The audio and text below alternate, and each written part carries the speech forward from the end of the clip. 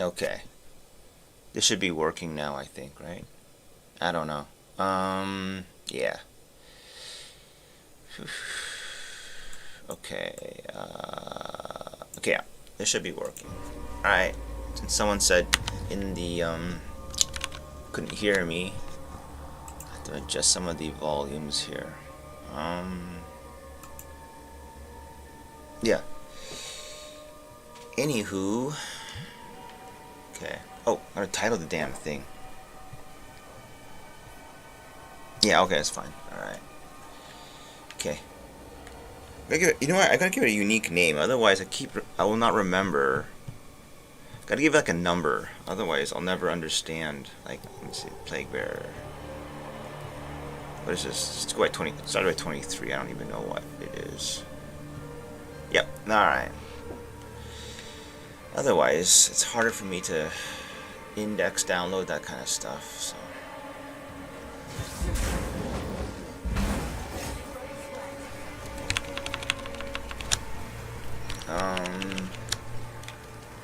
Yeah. So, what's the thing I'm gonna do here? Actually, what I've always done. I have to recollect the thoughts later because I'm not focused right now. So this is just random mapping, random yapping, random yapping, random mapping. Do it that way.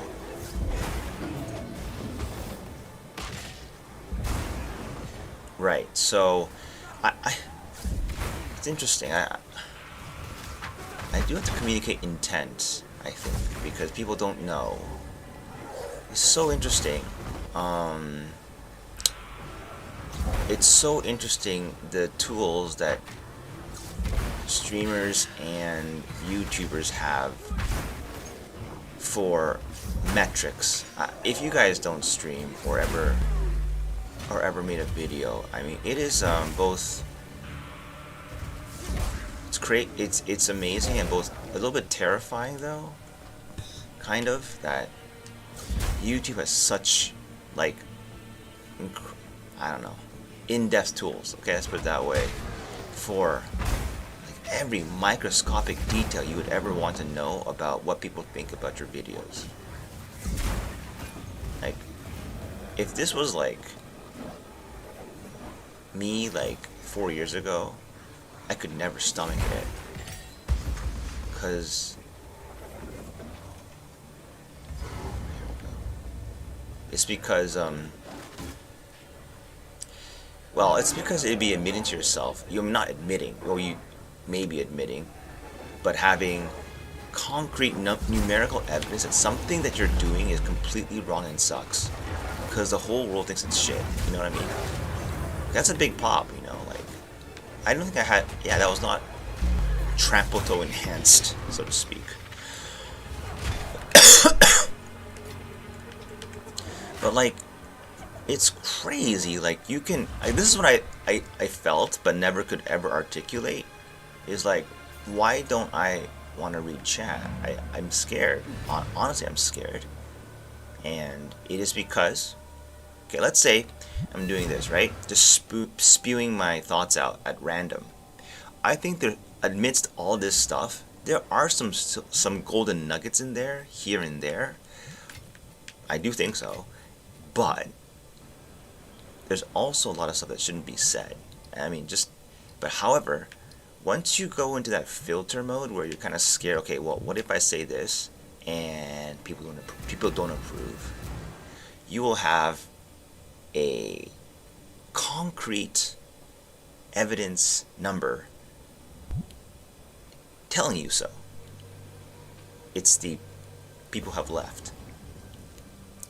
So, like, of course, you'll never understand, and you can never communicate that, really. And maybe the watcher doesn't even know that the difference between, you know, that they just left, or they left because of something who you are or what you did.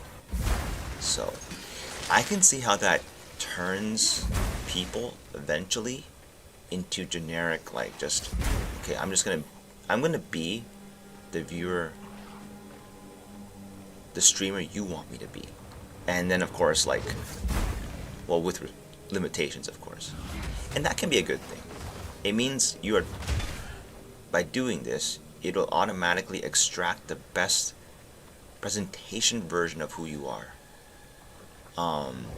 And that can be a good thing. Like, I know from experience that it's not about being your true self. It's just activating another mode within you, like, you know. Of course, it's really complex. I can't explain it, but like the moment, like what I was thinking, why do I think it's more satisfying to turn on the record button, stream button, versus playing alone? It's because, like, and I'm sure there's studies on this. This will engage different parts of the brain, like in a way. I don't know. It's like the public. I'm talking to some audience, or I don't know what it is, and by doing so, you just straighten yourself out, like, already by like 30%. And should there be like information fed to you directly, what you just did pissed off like 10% of the people, or I don't know. People just left because of what you just did. And now if you ask those people directly, they'll say, no, I just left because I'm busy. But I'll put you another way. If you hadn't done that and done something else, they might have stayed, right? So that would be the thought. And that's scary, because what that does is it shapes you, right? It shapes your... It's scary, but it's good. Because it will shape the next thing you do in your video. And... like, just take a thing like the engagement metrics. It's crazy. Like, I do not remember YouTube ever having something like this years ago. Like, I mean like 15 years ago, not like recently. And now I understand why streamers all converge to, or like, you know, a certain type of thing, or like, you know, it depends on what the material is, of course, right? If it's streaming, that is. If it's like something else, like you're filming something else, that's a completely different game, as you are not really in the video. It's your editing skills now and content that will have to carry the weight. And it's fascinating. And Google spent so much effort into providing these tools because the net result is better videos for the site, for the platform. Because I think it just, when you tell someone you suck, there's going to be resistance, pushback, let's say. Of course it will be. Or sometimes even fighting. Why did I pop so small? Jesus. I gotta play the presence thing. I think the reason why Titan does bam and this one does like bam is not because of the damage, because everything's dying. It's the radius. And what Titan has is a much larger presence radius, because right now it's minus 50. And it only takes 2-3 points to raise it back to 0. On Titan it goes to plus 20. And can you see it on console? I think you can. Can you? Yeah. That's sad. You know, you probably have to do the HUD on the left. So, but anyway, back to my thought, because it's important to me, not to anyone else. But yeah, for the whole site it's good. By doing this, people will now know I've got to put a face in there, because it's really enlightening when you watch. Like, I was always like kind of cynical about why does a thumbnail have to have a face, any face, or, and this is the part where I think there's a bit of a delicate line.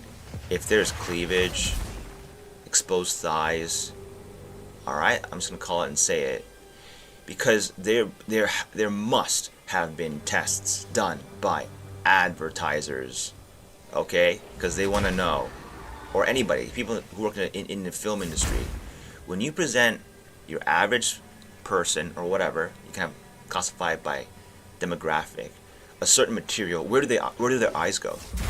And like, you know, they have the this is such a great video I like about film editing, It was like something like titled like 95 minutes. Huh? All we know about film editing in 95 minutes. Very catchy title.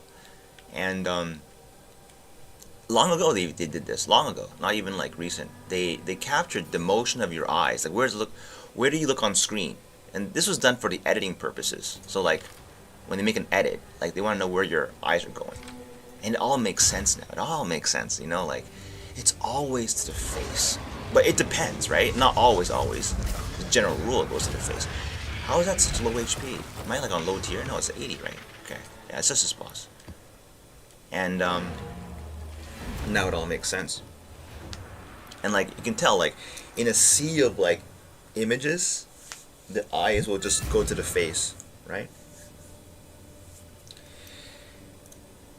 And I can just tell you from personal experience, in a sea of images plus some boobs or cleavage, it goes there first.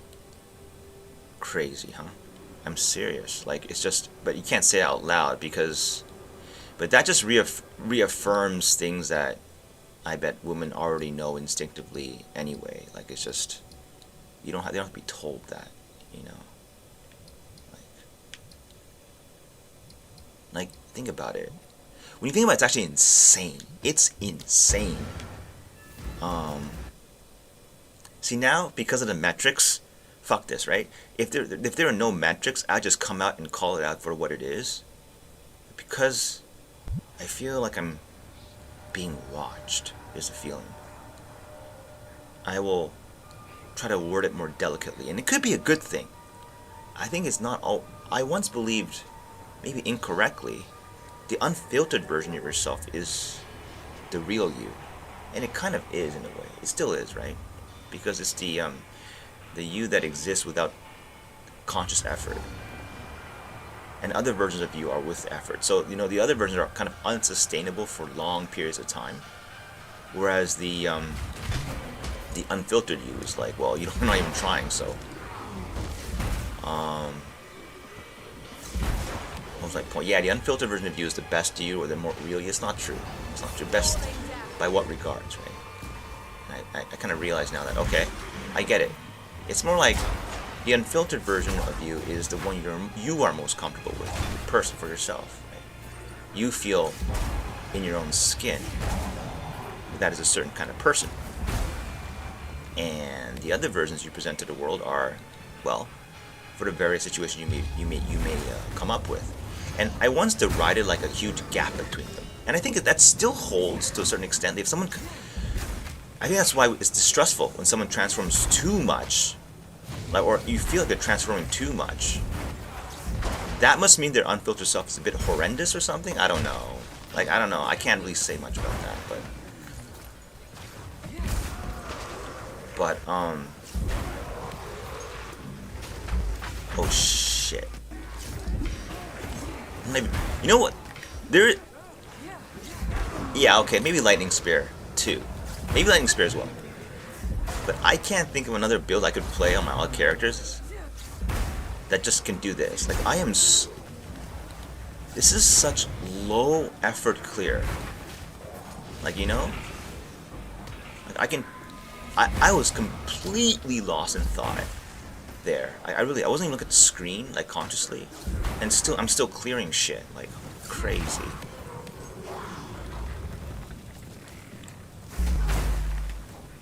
Okay, first thing, okay, this is for the video. I'm going to record these in bits and pieces because it's hard.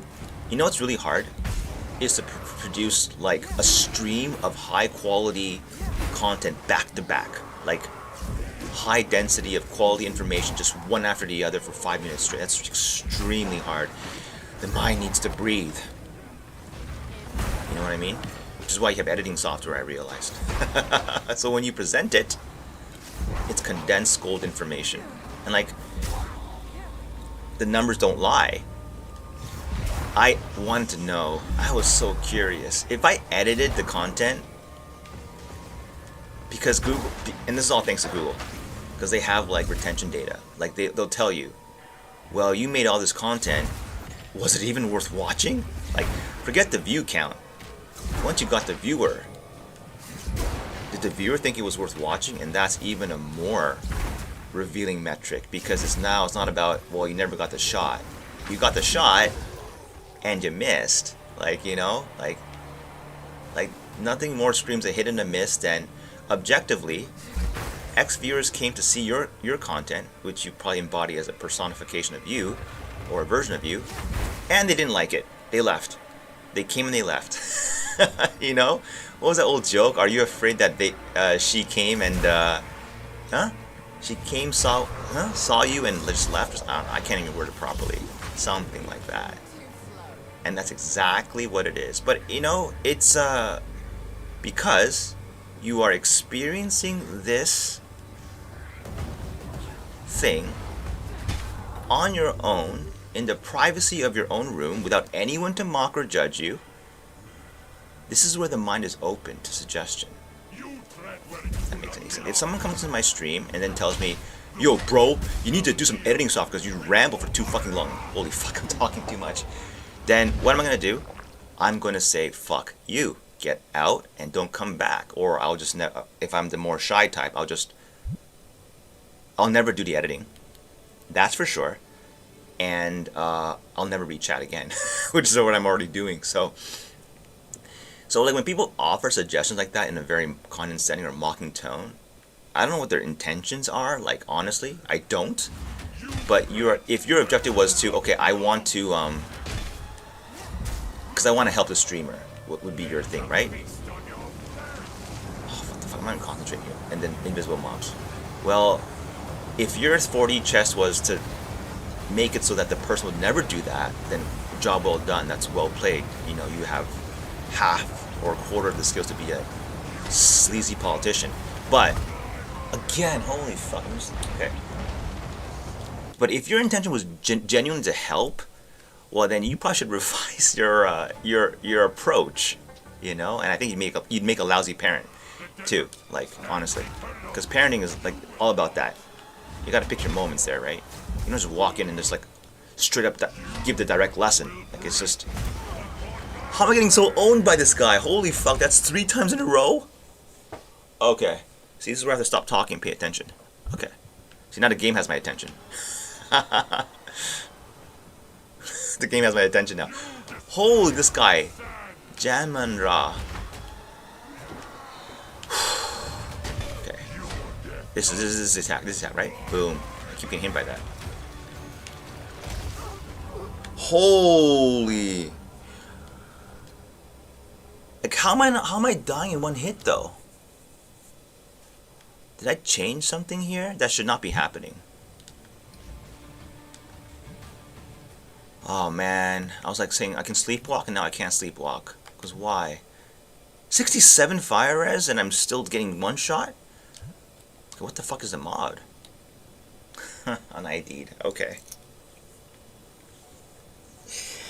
Me thinks Ellie Pen is somewhere in there. Okay, let's see. Gotta no hit this guy kind of.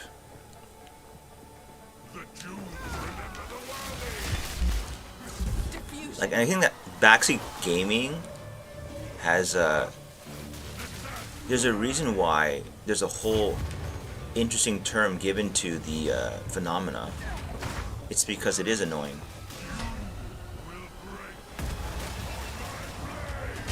And the reason is, I think that's, I thought about another video.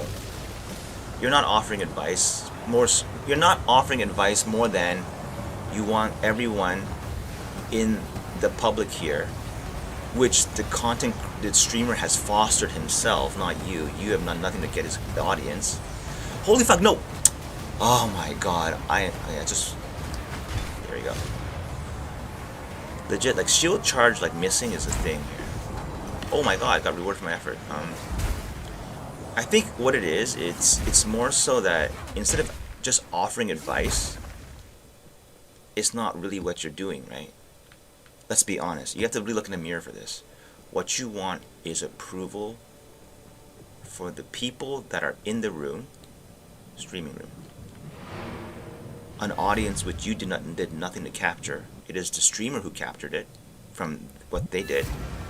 And you want to milk that for approval. And just, hey, look at me. Look how awesome I am for this is what it really is. Honestly. Because indirectly, you may not be intent. It's not your intention perhaps, but I think also that, aren't you also saying like, well, okay, no, I think the streamer feels this. Like some might. They're like, I can Google this, right? Like if I wanted to know. Or are you insinuating that I lack the basic skills in 2025 to Google something I want to know? So that's probably why the backseat gaming thing is a thing, because it's not about helping others. If they asked you and then you came out and said it,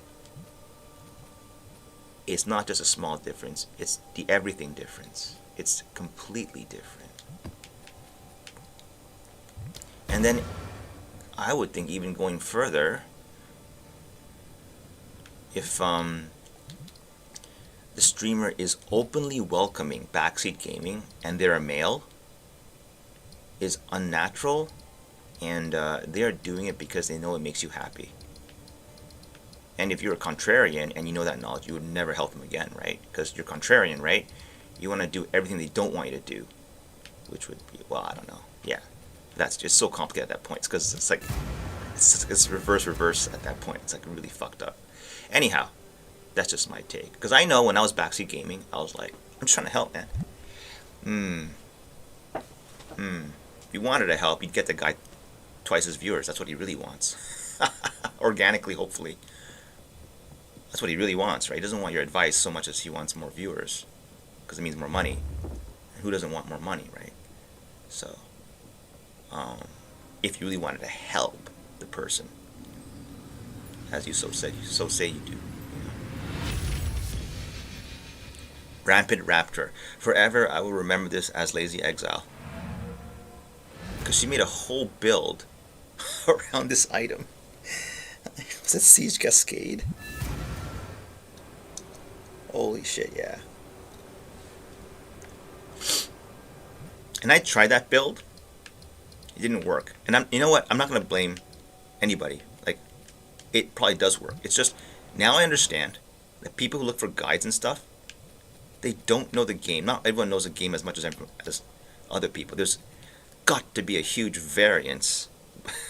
There has to be a huge variance between, what do you call it? Like, people's knowledge levels. There has to be, right? Can't all be like around the same level. Although you might have a certain audience that particularly, but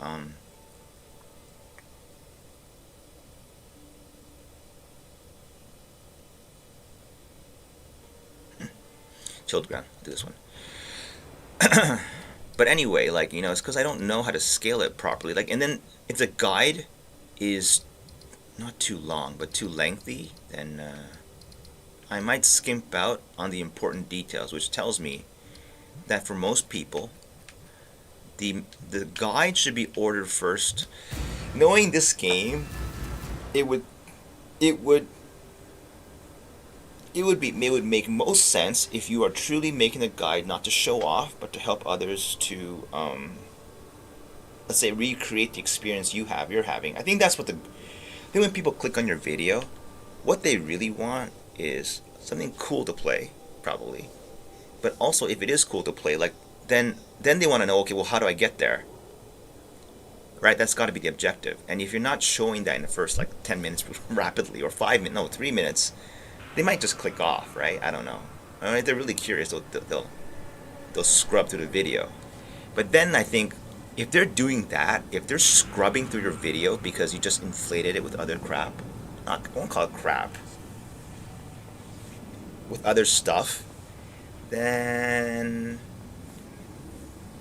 you can do everyone a service and just edit out the stuff they don't need. And that's where the true value of editing is removing the fat, which I do believe that is one of my skills. I think I do think so. Like, it is not the creation so much as it is the to take something that you see in front of you already created. It already exists, but it is unrefined, and your job is to refine it. In the case of editing, it's just, well, what you want to do is now you want to Like, you know, editing is so extreme in that sense. It's like you take like 1,000 quantity of footage and pare it down to 15. So most of it involves selection, careful selection, and of course it's not just the reduction of content. It is also, then you can add presentation to it. But then there's also a delicate art there, and this kind of applies to so many domains of artistic expression. You can easily overdo it. Like, you know, it's probably better to underdo it than to overdo it if you're gonna miss on that mark.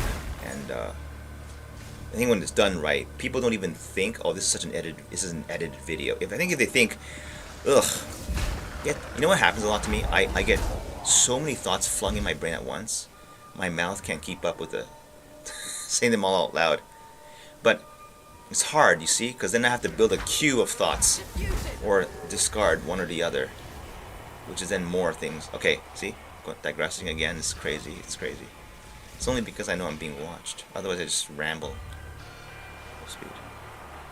Anyway, what was I doing? What was I saying? Right, about editing. It's not just about What the fuck? I'm dying so much today. What's going on? See, people look at this and go, "Oh, your build must suck." At least I think some people might say this, right? And that will see, just like people in real life, the best presentation of yourself and the worst will differ vastly. And that's why the only guy who ever presented his builds semi-live, like as in like whatever will be kind of a thing, like whether I die or not, or you know, onemanaleft, right? Is he the only guy? I mean, streamers do too, but like, I mean, on stream, but it's kind of like, actually it's the same thing, isn't it? If you're streaming it, it's the same thing. Right, it is. Alright, it's the same thing actually. Because he probably only does that when he's like walking through maps and like not dying anymore. I don't know. Okay, I'll rescind that comment because I just realized that if you're streaming your build live, then already it's an indicator of its power, because you will see it live, unedited, and every death recorded, and you'll have an accurate. I guess the only catch there is, okay, what kind of crazy items do you have on, right? Which is a legit complaint because it makes it inaccessible to people who want to try it out. Right. Okay, back to the original topic, editing. Really hard to stay on topic for me. I have to try this. But, only recently, I was, kind of, enamored by the, is that the right word? I don't know what that really means. I just go with my gut instinct here. Temp chains. Yet another, I gotta count this, eh? I should have, oh man, this would be actually a good thing, even just for myself, is having a temp chains counter map. Like, number of times since I started playing that PF has successfully ignited ground and temp chains in the same map. Okay, I'll do that. This is just for like, okay, so like I will be able to oh, do I have to do this manually every map? Okay, I'll do it for science.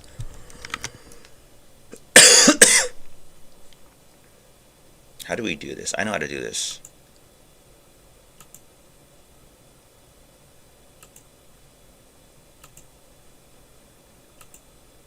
And I will go out of my way to pick a better font than Arial. I am a font lover. I am. But I feel like I've been mocked for it. Not mocked. Just, let's just say it wasn't celebrated. This characteristic.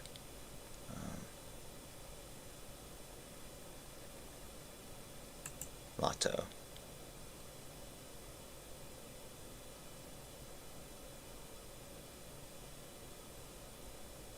a PF build pusher would probably start this their stream like that, standing in ignited ground with a temp chains map, like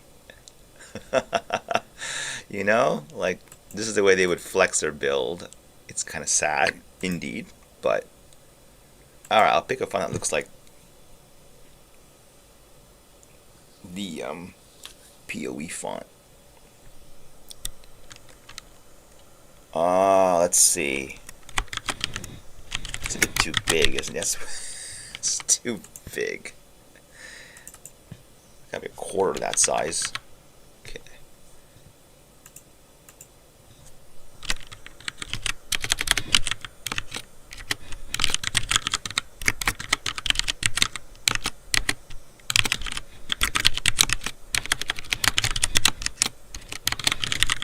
I don't want to do deaths, because this is not about dying or not dying.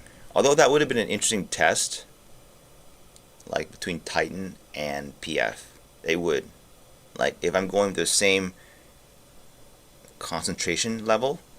But it's hard to gauge, like, because they have such different, like, not ascendancy related defensive stat differences, it wouldn't be an accurate test. And it's, yeah, I don't want to swap my entire gear set over. It's too much. So we'll just do this. Temp chains 1. You want to align it. It aligns there. Okay, cool. That's cool. Okay, I have done 2, 3 maps. Can't remember. It doesn't matter. This part is not accurate. It's fine. Okay. And just have this constantly open. Does that work? I think it does work, right? I'll have to see.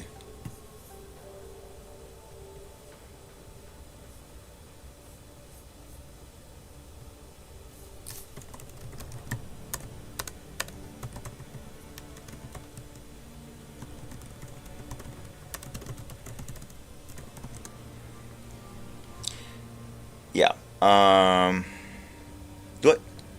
Okay. Yeah. Okay. It appeared. That's cool. Top left. I can see it.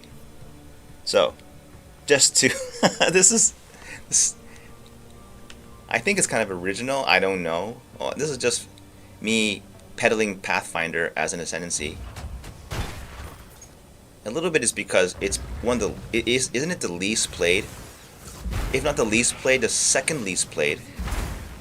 So, because I do root for the underdog.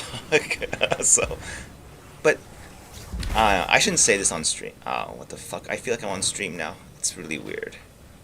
It's different. It's different because I start to filter myself. But look, for the guys, I don't know. Girls will not agree or whatever. But look at, I feel like this profile pic is so appealing, and I couldn't figure out why. But then I look at where I can't keep it there. Fuck. Okay. Is it just me, or from my, not her angle, from my angle, is her right thigh not like almost fully exposed? Or am I like blind? Because there's a hint of her left thigh is like okay, but her right thigh, I don't know. That's quite suggestive if you ask me. And as we know, with all art, nothing is accidental. It's all intentional because it had to be made, right? It's not like an autofill complete picture and then they edit it down from there. There's nothing on the canvas. Every detail must be created. So you know? Anyhow, I will not say more about that. Okay, I don't know. I'm just gonna use it as a raw draft block for. Okay, what I think, what is causing all the damage? Why is it do that, right? And you can actually, I have a great freeze frame of this in one of my clips. The green, it's hard to see because it's so fast. There's a green circle, and then there are like these transparent, like white circles that radiate from the initial one. So the green one's the Plaguebearer, That's the damage you get from Plaguebearer. And all the other, like, do you see craters here? Like, all these craters, I don't know if you can see, they disappear really quick. There's craters. Those craters are trampletoe explosions. And it's not just 1, 2, 3. It's like, that's gotta be 1, 2, 3. I can't count. It's gotta be, I don't know. Depends, right? Like, you see it? It's just, it's hard. Like, that's probably like 10 trampletoe procs. If trampletoe's doing 30% of your overkill damage, and these are like weak mobs, where you're overkilling the mob by like, I don't know, like, if you do 1,000 damage and the mob only has 100 HP, it's 900 damage. 900, right? And you take a third of that, 300. So from your initial hit of 1,000, you then in that case, you would spread 300 damage in an AoE like chain around your initial hit of 1,000.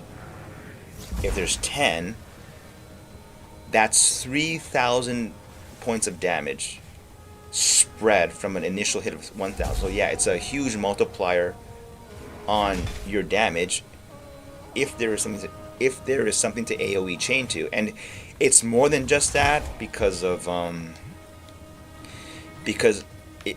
trampletoe's fine on its own, but if you put the gain X% of damage as extra LE damage, which I have 4 on in this one. I got lucky on the corrupt. This was done off stream unfortunately. I was just whatever, fuck it, you know, because the only affix the only corrupt you want on your wand would be the extra socket for sure. Like, that makes it a lot better. This has a total of like almost 120 damages extra. And for people who pay, oh, it's not that. The Shrine Scepter I realize is really valuable because it's good for uber bossing. The Shrine Scepter. That's a different subject. I don't want to get distracted. Okay. But like, that's a lot of damages extra. It is. It's hard, not easy to get otherwise, that stat. And why that's important is that because I don't know, I can't do the exact math right now, but when you get all those trampletoe procs, every time one chains to the other, that damage multiplier is again applied. So you have the multiply on itself damage scaling. And if you play any amount of ARPGs, this is the one most broken. They have to nerf it, they have to patch it, they have to do something about it. I think every time. Like, what's no damage? Okay, that's damage. Yeah. What was I gonna say?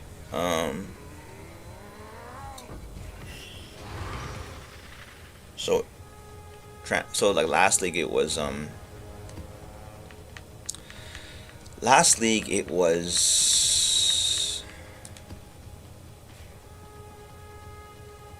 the frost wall with trampletoe.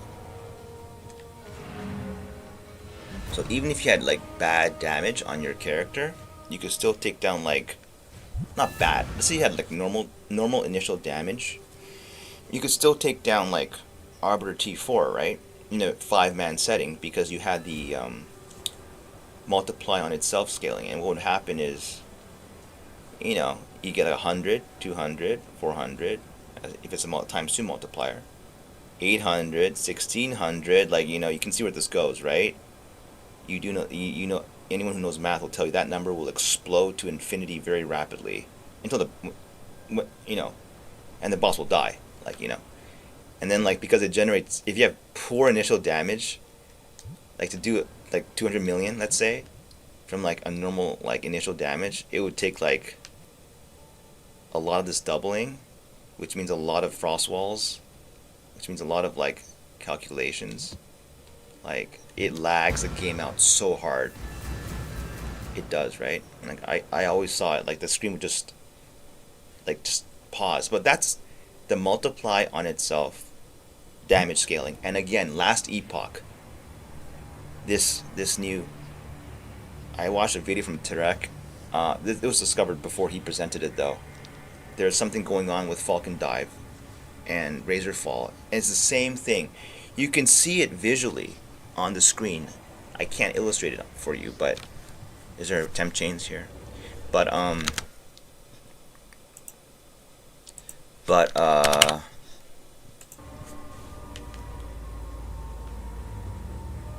you would see like 10% gone, 20% gone, 40% gone, 80% gone, they're dead, right?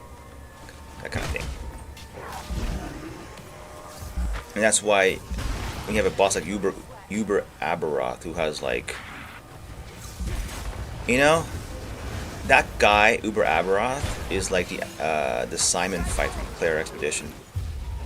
It is a boss so difficult that I don't even want to bother. I just say nah, you push it beyond my tolerance. And I have a pretty high tolerance for hard fights, I would say. Not the same as like a young and aspiring like youngster, but for my age I have above average, like, yeah, I'm gonna try this hard shit. But it all depends, right? Like, holy fuck, like, do I have to slave over this fight for more than 1 day? Then not more than 1 day. 1 day's okay. More than 2 days, don't know. I'd rather have like 5 fights that each take 1 day. I don't know. It's more interesting that way. But yeah, that's how you take down Uber Aberoth. And then to illustrate the power, which then opened my eyes to this a little bit more, which is a very fun experiment, he did the whole fight in magic gear. So like he had basically shit gear. He had shit gear, and he still beat that otherwise impossible to beat. Like, I think if you did normal damage scaling, it would take you, if this is where math becomes like a huge like wow thing, if you don't know it very well, is that it would probably take him like hours, if not a day, of straight up never dying and just wailing on the boss.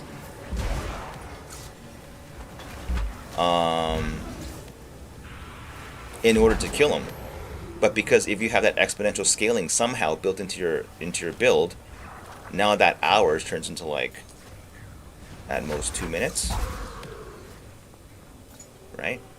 Because the growth pattern is just not even the same. It's a different growth pattern. It's exponential. So yeah. So yeah, the point being that I get lost in thought. The point being that is that trampletoe and gain is extra does have that behavior, and of course, that's, holy fuck, that's a lot of damage. And that is why it had to be nerfed. The frost wall.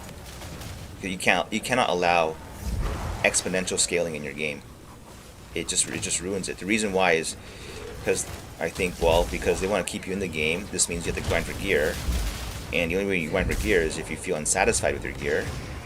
And if you have exponential scaling, you don't even need good gear anymore, because just give it 2 more seconds, it'll do like 5 times more damage. You know what I mean? Like, kind of a thing. Or add 3 more frost walls, it'll do like a gajillion more damage. Like, you don't need high base damage anymore, and therefore people just leave the game because they can just nuke every boss like that, right? Another thing what changed for me about RPGs is like, it's not about the one shots so much as how you got there, right? The good feeling is that you somehow worked your way to get there, and then it's the one shot is a sign of your accomplishment, right, or something like that. You could say it that way. It is. I don't see any other way. Like, oh fuck. Okay. Yeah. So like, if you get it for free or 2 free, it's unsatisfying. Oh. Why is?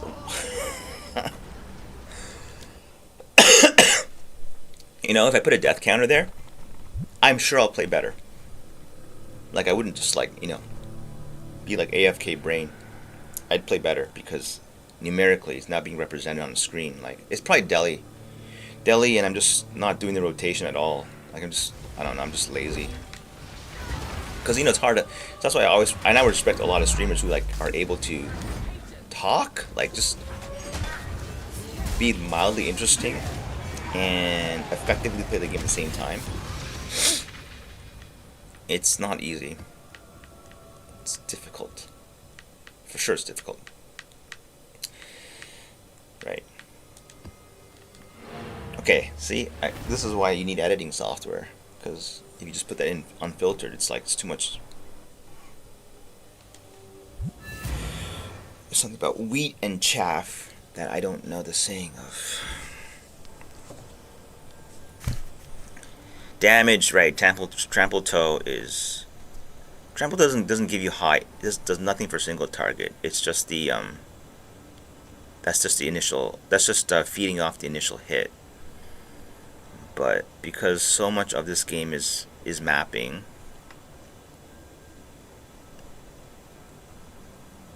so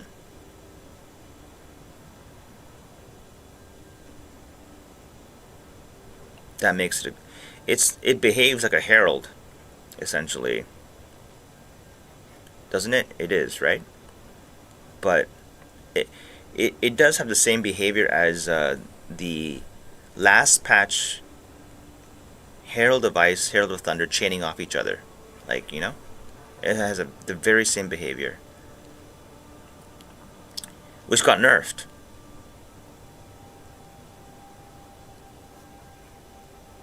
Looks good. Looks good. I'm gonna get this. Looks like some good food here.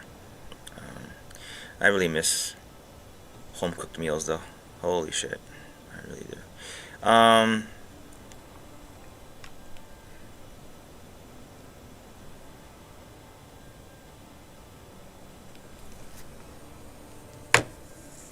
So yeah, I don't know. As long as nobody really knows about this or doesn't really play it that much, GGG will probably never notice and never do anything about it. But you know, for the next patch, I hope they do, because if they don't, honestly, I would do this again if you know. And like, it's crazy. I don't know if anyone here anyone ever noticed. Look at the flavor text. It explains in a very clever way what this item truly does. The truly mighty are never outnumbered. Why is it worded that way? Because this solves a problem when you have like not 3 mobs to AoE down, but like 3 mobs in front, 20 mobs behind them, 50 mobs all around in a circle. You're now outnumbered, right? Well, you won't be with this item. If you can hit those 3 mobs hard enough, the other 50 will die. As you saw in the video, they all die. Everything dies in a big radius. So it's a huge difference. I'll even well, I don't want to take it off. I have a clip. When you take it off, what happens? What happens is there's 2 things. If you take the trampletoes off, the AoE goes to nothing. But more importantly, you never auto recharge your Plaguebearer. Like, it behaves the way it's supposed to. Your 100% goes to 0 after every use, and it becomes a lot harder, a lot harder to use, because you have to now cycle another ability, and nothing is better than spamming for AoE clear. Nothing is better than spamming Plaguebearer again and again. The 100 doesn't go down because of trampletoe. That's why. Exclusively. Like, I don't want to take it off. You know, like, those are really dear boots when you don't want to take them off, even for testing. It's sad. It's like, I mean, you kill stuff in a circle, if that's all. But like, if you get in this situation, let's see, like this, nah, it won't kill everything. Not like that. Like, this is all trampletoe, where the ice cubes are. And then all trampletoe. Like, the trampletoe is sometimes giving you like, that was like about 2 screens, right? No exaggeration. Or 1.5. 1.5 screens of clear. That's why it's such a great fit for Plaguebearer. This Plaguebearer is coded to be one big AoE hit. And the clunk is that you have to recharge it. But if you do enough damage, it will auto recharge. And then that's where you get into this shouldn't be happening territory. Your Plaguebearer is auto recharge. And the game isn't scaled for that. So it will do most likely excessive damage. Now, the other thing about Plaguebearer, if any of you use PoE2.db, you have to look at this, the damage curve. You have to. That's how I noticed something was off. I looked at it like PoE2DB.tw. It's an amazing site. I don't know what to tell you. It's like the true wiki, because it is a data mine, not a person's opinion on what the thing is or represents. So it's even better than Wikipedia, because it's just raw data. It's not like, there's no opinions on that site. It's just the skill gem data, but they add stuff in there to make it like, that's exactly what people should do, like in their line of work. If it's not direct like personal expression, is always in service of what, right? Well, this is in service of the user, for sure. Like, and like, look at the damage curve. Look at the damage curve for a Plaguebearer. It's like, it's fucked up. Not fucked up. It scales weird between certain levels. This I can show very easily though. Where's the skills panel? Plaguebearer, right? 26 does, it stores 27k. If I remove just one gem here, 26, that's not a big deal. So look, 25 to 26, I wouldn't even sweat it. Who cares? 10% damage. If you're going to pay like 5 divines for this. But if I drop one more level, 22. This is inexplicable. So if you're 24, level 24, it is worth X divines to do this. 26. Well, I don't get it. That's like 20% more. But the next one, 26 to 27, is not 20% more anymore. So that's why the Prism Belief is probably a must-have to do. Well, you don't have to have it, but it does enable to do a lot of damage. 25. I'll actually even, I'll put it as some notes. You know what I'll do? This is a good thing. As I'm rambling off, because I don't even know myself, organizing thoughts is a very difficult, not an easy. It's I can see why the streamers pay editors to do stuff, Anyway, yeah. No, I can't do that. I'll remember. When I watch it again, I'll remember. Because I want to keep the temp chains and map tracker, and if I have to write something else in there, or a different body of text, I have to swap back and forth. That's too much work, so. But yeah, you definitely want to have level 25 Plaguebearer. It is the scaling is weird. I don't think that's true for every skill.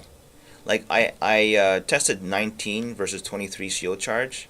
It didn't blow me away. There is a big difference, but that I couldn't notice it is telling. Like, if my mind, I always say, if someone, the thing you do something that you think that matters, right? Because the numbers tell you so. But what goes on in my mind is, if someone came into my game, hijacked it, and then undid that change, would I notice? Would I stop and go, wait, something's wrong with my build? Or would you not even notice? If you don't even notice, it is not worth paying divines for. Ever. I mean, if it's free upgrade, why not? But I mean, like, if you're paying, like, if you're using up currency to get that, it's stupid. One example is Yoke of Suffering. I thought on paper it should be doing a lot more damage, right? Because this build does benefit from almost always inflicting the 3 ailments. It's chill, ignite, and lightning. And this is another point I gotta put that into, and it's because of the gain is extra, and that you're doing big hits.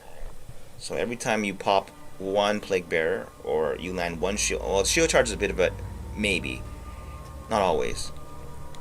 This doesn't matter for a single target, for clear though. Clear is just, you don't need ailments if they die in one shot, right? So it's for single target, and you always get the 3 elements, always. Like for other builds, it's not easy to always apply ignite, shock, and chill in just the first 2 seconds, like right away, guaranteed. That's very difficult, I think. But this one does. And so Yoke of Suffering to me was a direct, well, that's a brain dead damage increase, because you are scaling the, can't even see the mob. You're scaling the smallest bucket, which is the increased damage taken, which is only occupied by shock. But the difference wasn't night and day.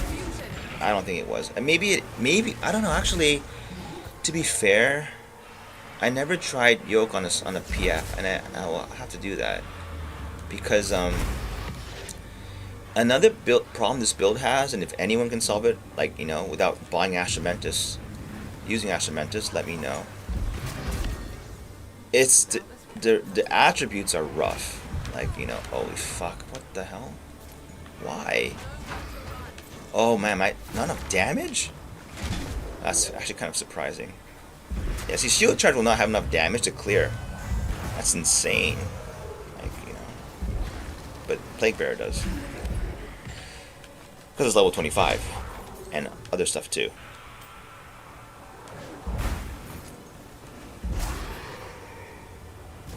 Yeah, the attributes are rough. Like, just because you need strength for the shield charge, you need dex for the Plaguebearer. You need int for the wand. That's why you need int. This sucks. There could be a case where putting the... You know what I just thought? It's incredible. When you're talking out loud and thinking it's the crowd, like, you sometimes come up with ideas just by talking to yourself. Like, there could be an argument for saying the attribute requirements... like, I was looking at this yesterday. I was thinking, oh, wow. Like, on the tree. Here. If you didn't have to take this cluster... down here... the stars, like, that's like 1, 2, 3, 4, 5, 6, 7, 8, 9, 10, 12, 13, 14, 15, 16, 17, 16 passive points come back to you. And if you're going to put down the rest of your tree here, that's a lot of damage, I think. I mean, like, yeah. But you can't, I don't think you can solve resistances, not with the gearing, the unique gearing requirements. Like, you could maybe. Astramentis does. But it's 100 divines, so forget it.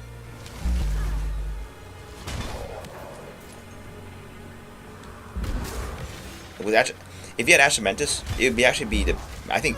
Holy fuck, what the hell's going on? It would probably be the Abyss amulet for this build. Simply because you could reword it as not attributes, but gain 16 passive points. And since Pathfinder has 2 ascendancy nodes giving you 6, an amulet giving you 16 is certainly worth a lot. Like, it is like giving you I don't know, like another... It's like going back and clearing the second trial and getting that 2 more times. Like, that is one hell of an amulet, no doubt. So, but because it's 100 divines, forget it. There's another way to solve it somehow. And then what would you get? You get 16 passive points back. You could put on astramentis. Oh no, what am I talking about? You put that... No, you can't put on... But then you couldn't put on Yoke of Suffering. So actually, I don't know.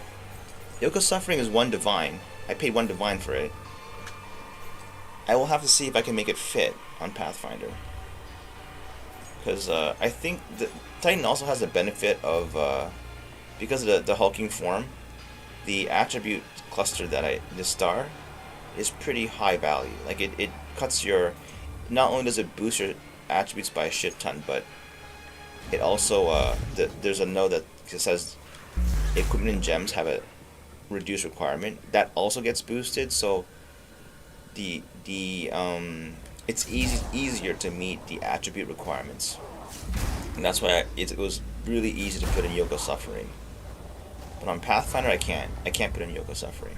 Not without things going red all over the place, which is the shittiest feeling ever. Yeah, I'm just not playing well. I'm not really focusing on the gameplay anymore, because I'm gonna be honest, it's a bit dull at this point. Because look at this demo right there. Okay, die. I died. He died too, though. I have 1 attempt remaining. Like, I would have died there, right? On Titan. That's a lot of damage that ignited fire. But PF, you just stand in it. Got too cocky though. Oh man.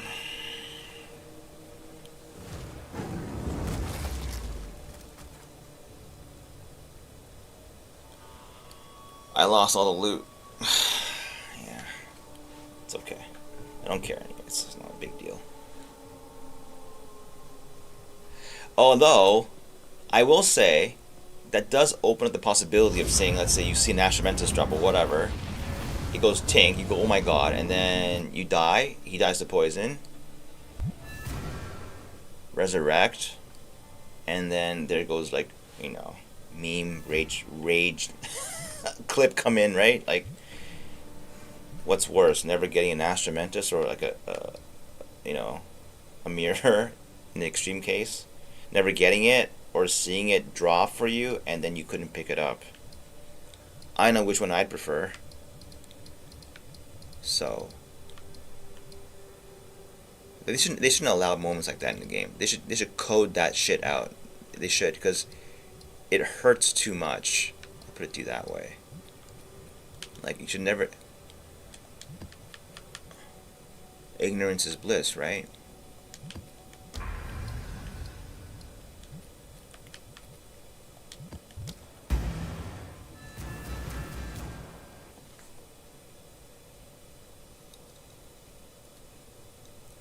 What else? So the first element of damage. See how so amazing how glacially slow my main bullet point thoughts move. Oh wait, I'll forget. You know, I'm gonna forget this once. You know, I'm gonna forget it eventually. And I'm not even sure. Maybe last map there was temp chains, and I didn't even put it down. It doesn't be. I don't think so. It does seem to be rare though. Like right now, it's only at not even 20% of the time you run into temp chains or ignited ground. So now now it's like, okay, now it's funny though. It's probably because one of those things where you remember when it does happen, but you don't care when it doesn't happen. Of course, it's right. So like, it's like dishwashing. Like, people always notice when it's not done. Then when it is done, no one cares and no one appreciates it. Same thing with this. Like, whoever goes about, oh, I'm so thankful it's not temp chains. Like, no one ever does that. Because it's the normal thing. You don't get temp chains usually. It's only when it's not, when it is there, you're like, fuck.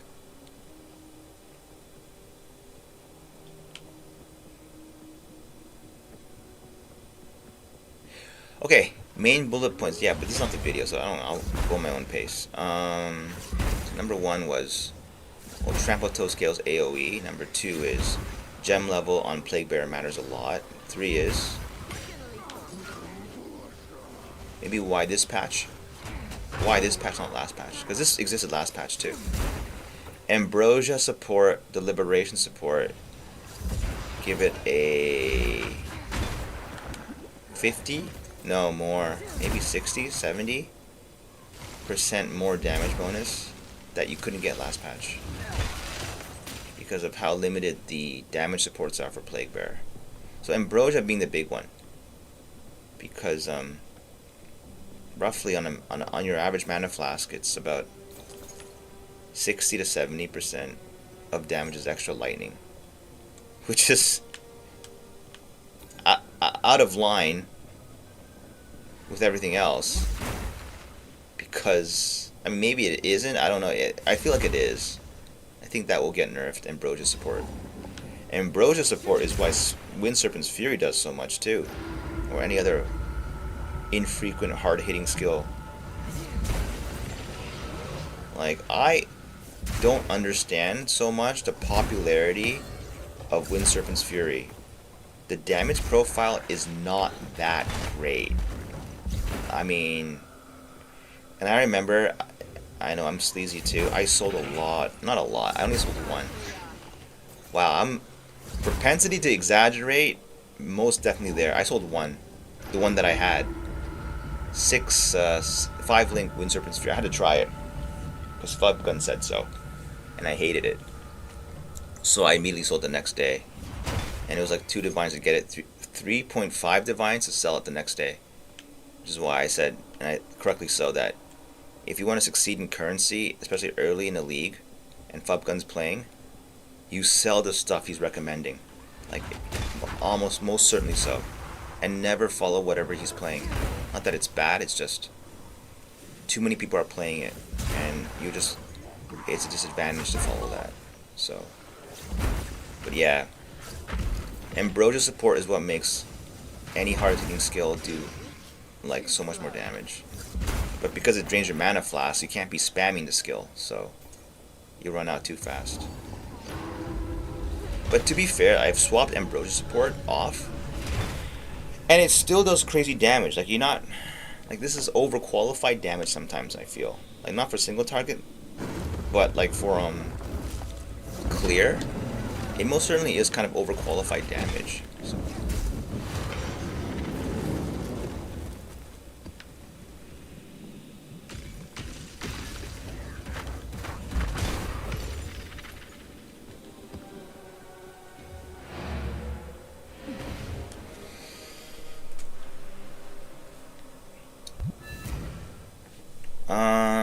What else? The deepest tower, however, everyone probably knows this, right? This is like, I have a interesting, I couldn't make it work as a clip though, or a video. There's a point when I went through the campaign where I was like, can't wait for level 45, because in the campaign, and I noticed this like twice now, or maybe even 3 times, I don't know, I can't count anymore. But the moment you reach level 45 and put this item on and swap your skill tree to like use low life, everything's dying so fast. Like, that item alone is like, I'll do the whole streamer I predict the next nerfs chopping block. That's getting nerfed. Deepest tower. You can cut it by half to bring it in line with other items. It's too strong. I mean, it's way too strong. I think it's way too strong. I mean, you know why I think it's way too strong? It's because if I don't use that item, I don't even know how to scale. I don't even know how to scale damage anymore. Like, there's only so many ways of doing it, right? And that's the cheapest way of doing it. I mean, aside from getting like insanely high flat damage on your character, which costs a lot of divines. It costs because now you're hunting for affixes that are high tier affixes. And a whole bunch of them at the same time. Well, that's going to be expensive. But that item, Deepest Tower, will scale your the increased damage bucket so fast, and allows you to use execute support, which is an unconditional now 50% more damage. That's pretty insane. Which you cannot put in Plaguebearer, disappointingly. Like, if you could, yeah, I'd put it in there for sure. But you can't. It won't let you. It's funny because there's a bug in this skill. Like, it doesn't allow those gems because, from what I can tell, it's specifying a hit. Well, Plaguebearer hits though, and the reason why is if it wasn't even a hit, then what is it, right? And then it scales with because Deepest Tower affects it, as Deepest Towers when the skill knows that affect hit damage, and that affects Plaguebearer damage. Henceforth, Plaguebearer is a hit. The only logic I can see there is the gem supports being tied to. In the game, the game is not doing real-time calculations on the tags on like what support should work where. Instead, it's a list. They have like a hard-coded list, like these supports are allowed in these gems, and they could be wrong. And then the behavior for no way. This is what you get for sleepwalking. That's a clutch. That's a YouTube clip moment for the Chimera. I stopped that stupid punk ass Pathfinder from one-shotting me. Holy shit, that was clutch on the Chimera side. That was bad timing on my part, but holy, he was about to die there in one hit, and then he did that. That's hilarious. Oh, the boss tablet. Holy.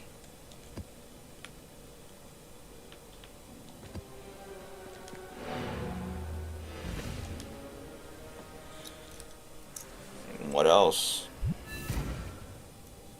Stone. Okay, so deepest tower. Then, so the so instead of crit scaling, which is very hard to do with shield charge. Well, first of all, you cannot do crit scaling with Plaguebearer. It probably either does never crits or it has 0%. It's 0% internally, and then if you're gonna do like the Bear's Anguish, how they discovered that critical weakness would turn it from 0 to 100. It doesn't work. That part doesn't work anymore. Although someone could test that. I don't know. I don't think it does. Does it?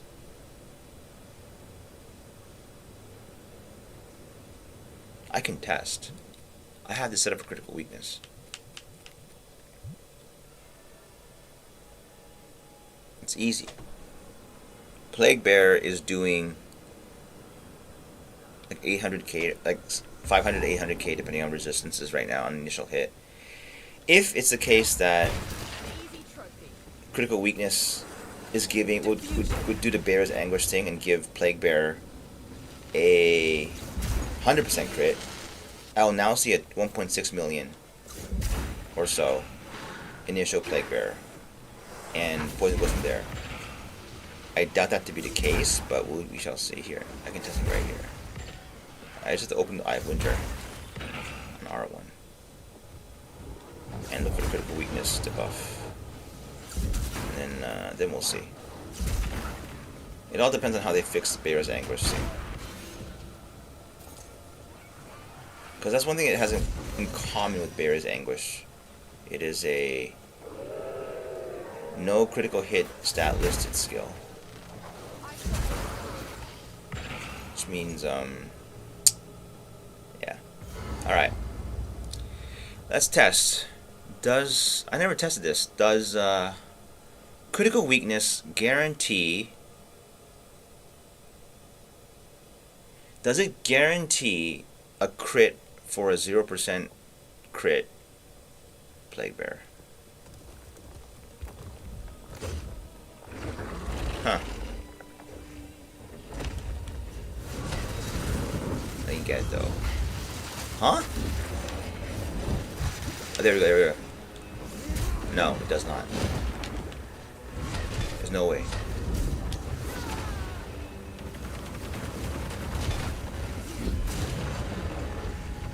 Yeah. And I actually now recommend that you don't use Eye of Winter. You do not use it.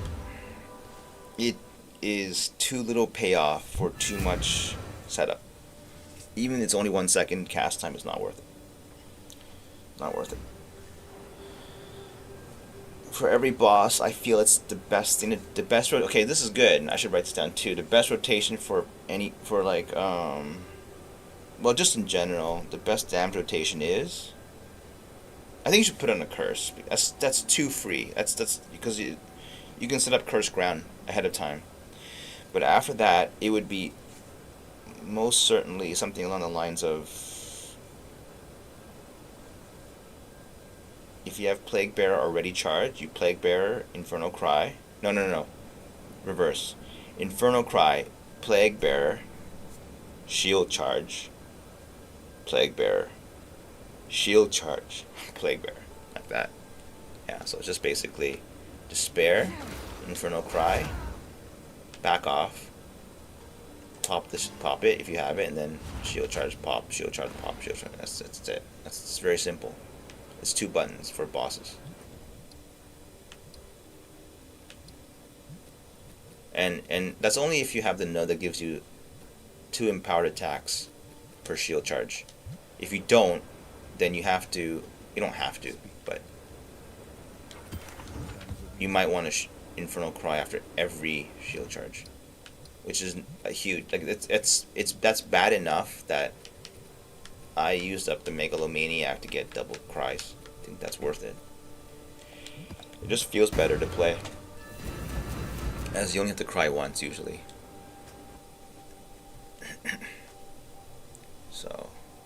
Yeah, critical weakness not a thing. You can't. It doesn't make the.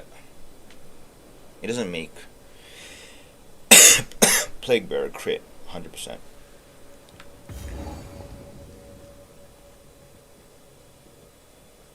This I think is unintentional, honestly. Okay, chilled ground. I'll write that down. I don't think this is something they tested. Whereas Bear's Anguish is.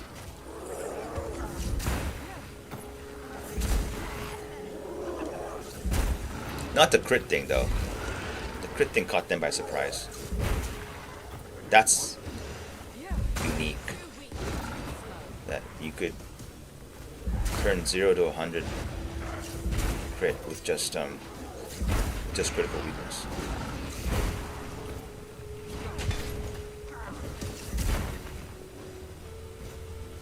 But I don't know, man. I want the next league. I want the next patch to start. I know it's so sad, but I do. I want the next patch to start. I look forward to it. I look forward to... Oh, that was a clutch shield charge. That feels good. That feels good. I'm not gonna lie. That feels good. Like, it's not auto aim. I watched my video. I miss shield charge a lot on bosses. On controller, you have to pretty much perfectly angle your shield charge with the left analog, or you will not hit the target. It does not have auto lock features. I don't know. I couldn't get it to work. I tried the locking system, but I don't know. It's you don't neutral left stick does not make it auto target the boss, and no matter what I tried, it just wouldn't auto target the boss. Come on, Citadel. Oh, what? Huh? I'm confused. I'll put chilled ground there. I just wanna... What the? Huh? Yeah, here we go. Ah, here we go.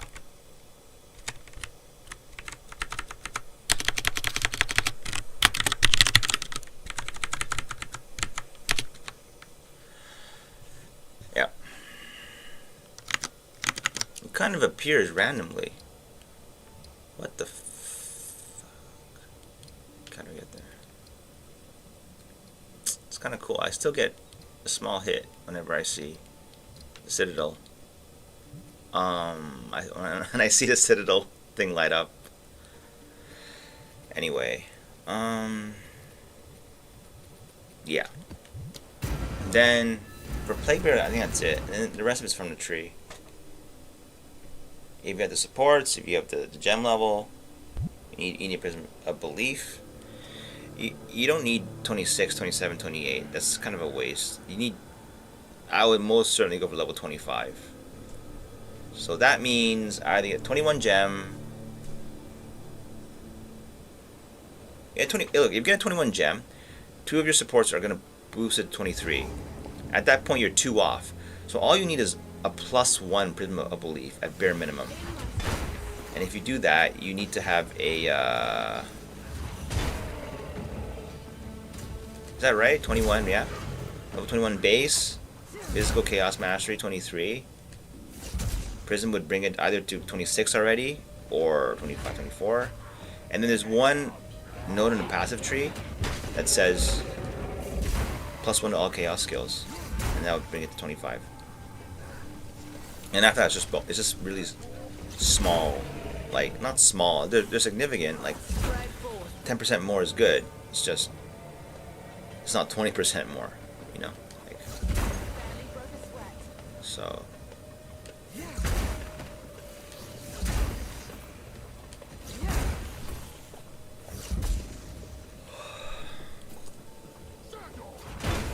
Although I gotta say, the other day I was like, yesterday I looked at the Prism of Belief prices and like, yeah, I don't know.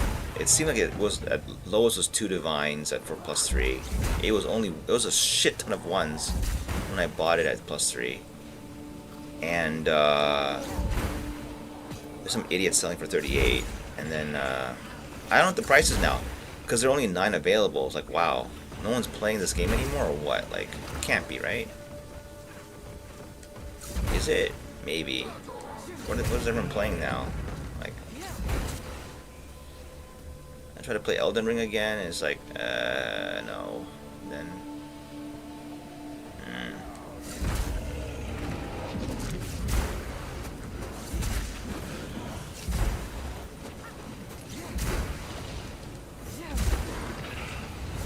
Yeah.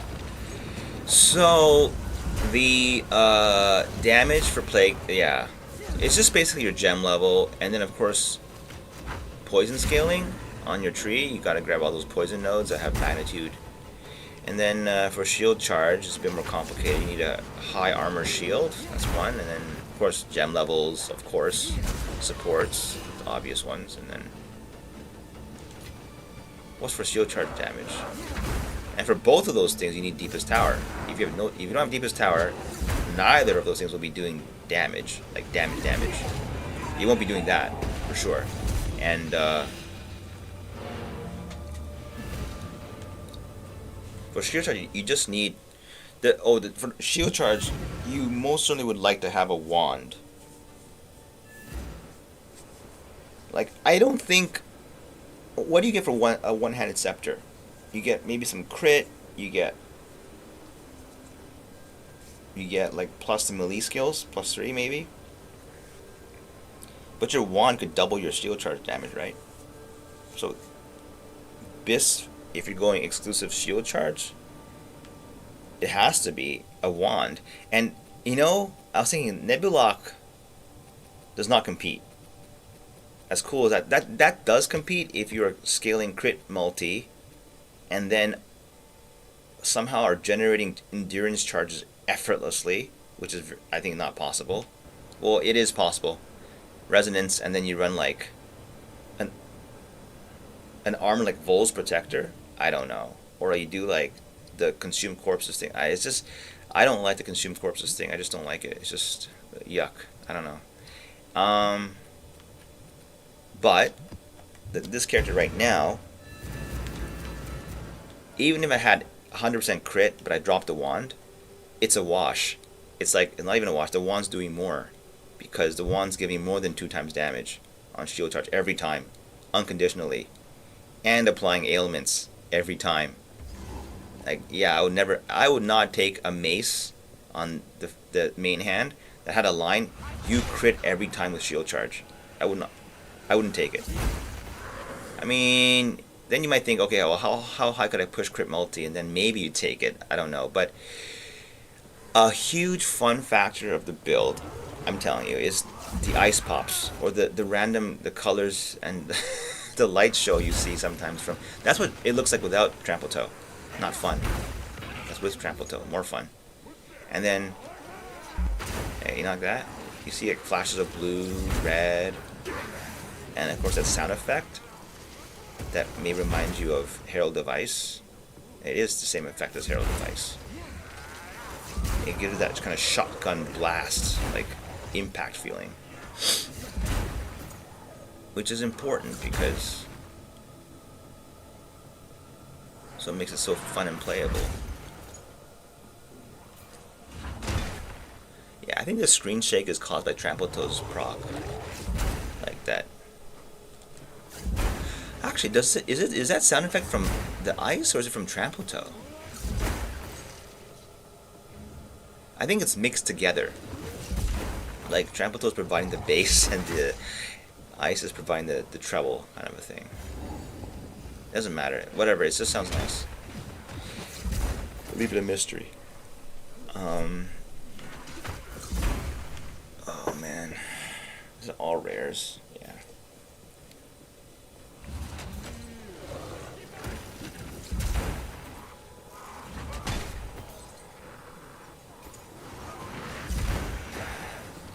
And Google's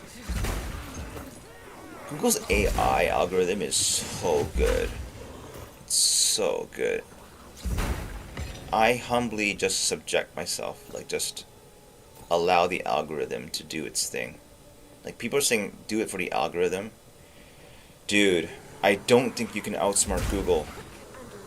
Well, maybe you can, I don't know. Not forever, I think. You don't think the algorithm has like, this guy is trying to outsmart the algorithm included? Like, I don't know. Those guys who work at Google are just out of reputation. They must be infinitely more like in-depth intelligent than I could ever imagine. Like, it recommended to me, I don't even know why, the Equalizer. What? But, you know, the Denzel Washington, oh my god, his face just, I gotta click it. And holy shit, I was so entertained.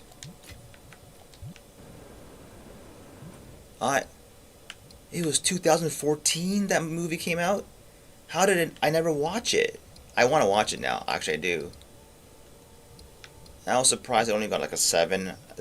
Even more reason to never really trust IMDb. I don't want to ever look at that again. It's like, it's too much variance on like, when something wins like, I don't know. It's such an unreliable metric. It's not the same. But, first of all, is this part of the algorithm? The music inside Equalizer is eeringly similar to Path of Exile. I kid you not. Not every scene, of course. Just some of the fight scenes. The one where he's like in a Russian... He's like killing all those guys on the second floor. He goes like, you're gonna die on this funky floor over $9,800. Like, the music there is like... That's Path of Exile. You close your eyes like, oh, that's like a Path of Exile town. Or like, not a town, like the first Act 1. It's crazy. Like, you almost think, is that composer like the Path of Exile 2 composer doing work for this guy? Because it's too eerily similar. And that's an appeal point for me, because I like the music in this game very, very much. But more than that, it's like, holy, I really like the, it could be because I watched a video about how to cut and edit videos.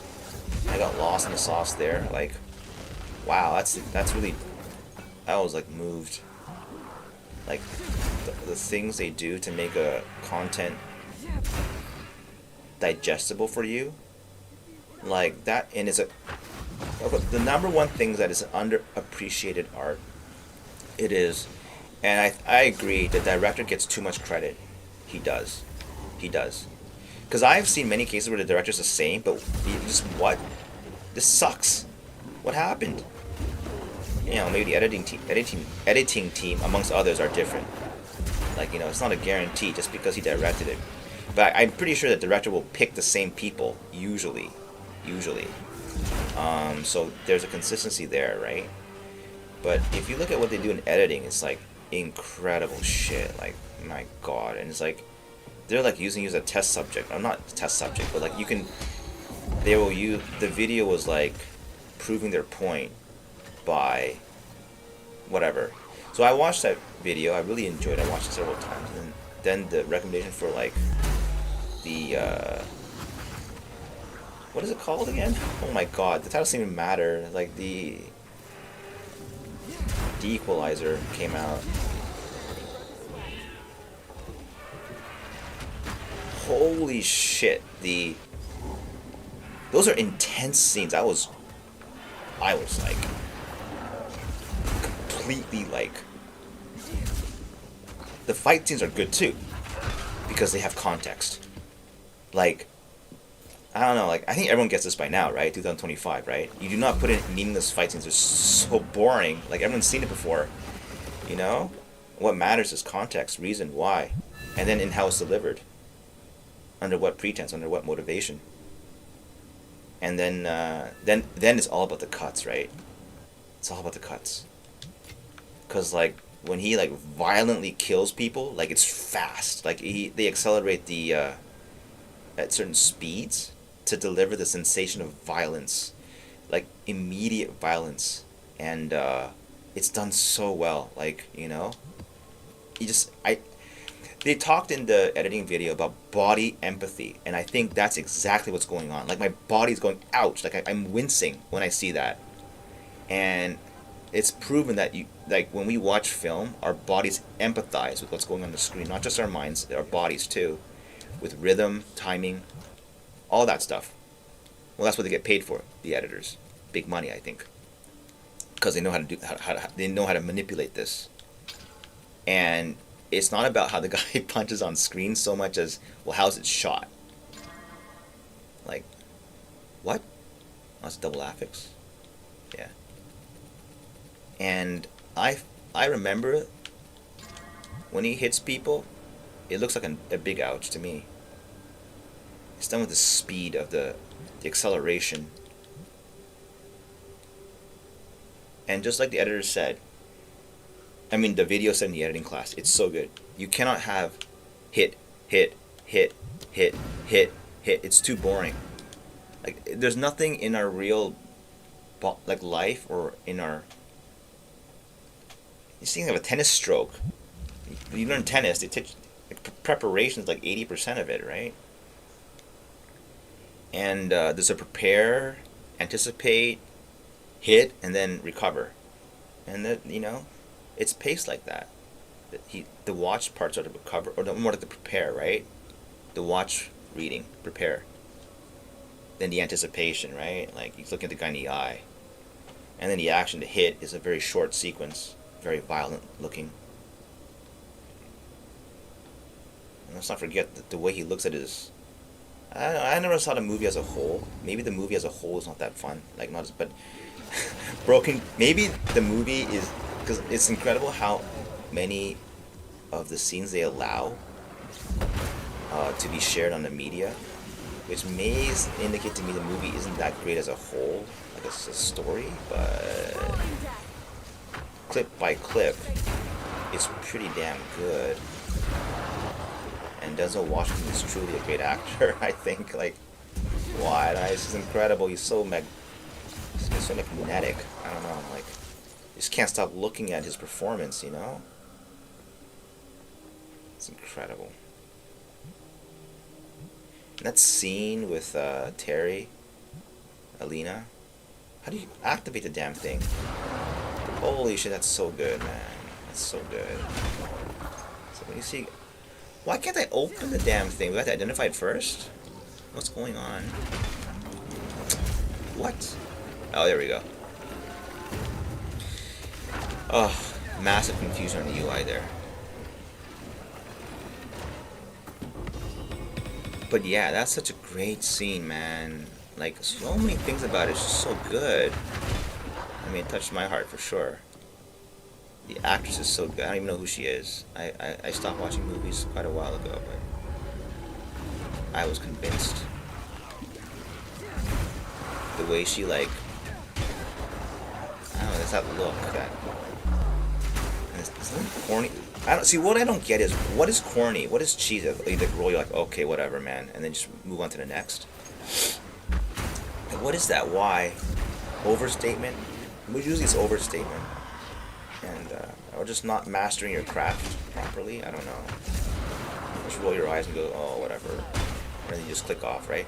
I can't be the only one. There's that. Those clips have lots. I think relatively lots of views. So it's really well done. And the scenes that I remember it most are the ones with one with Terry in the diner. And it's just really touching.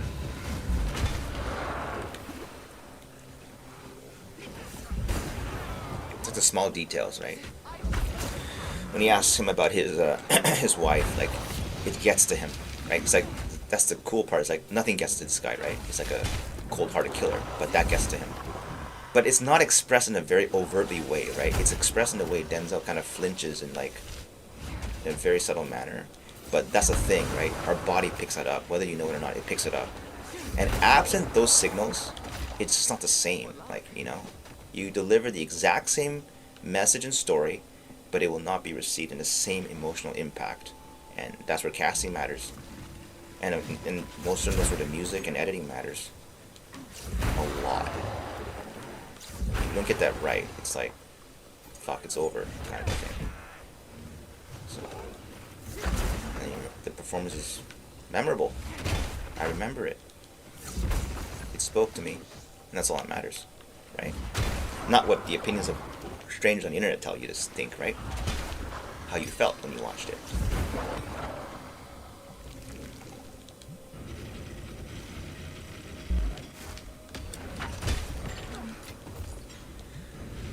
Yeah.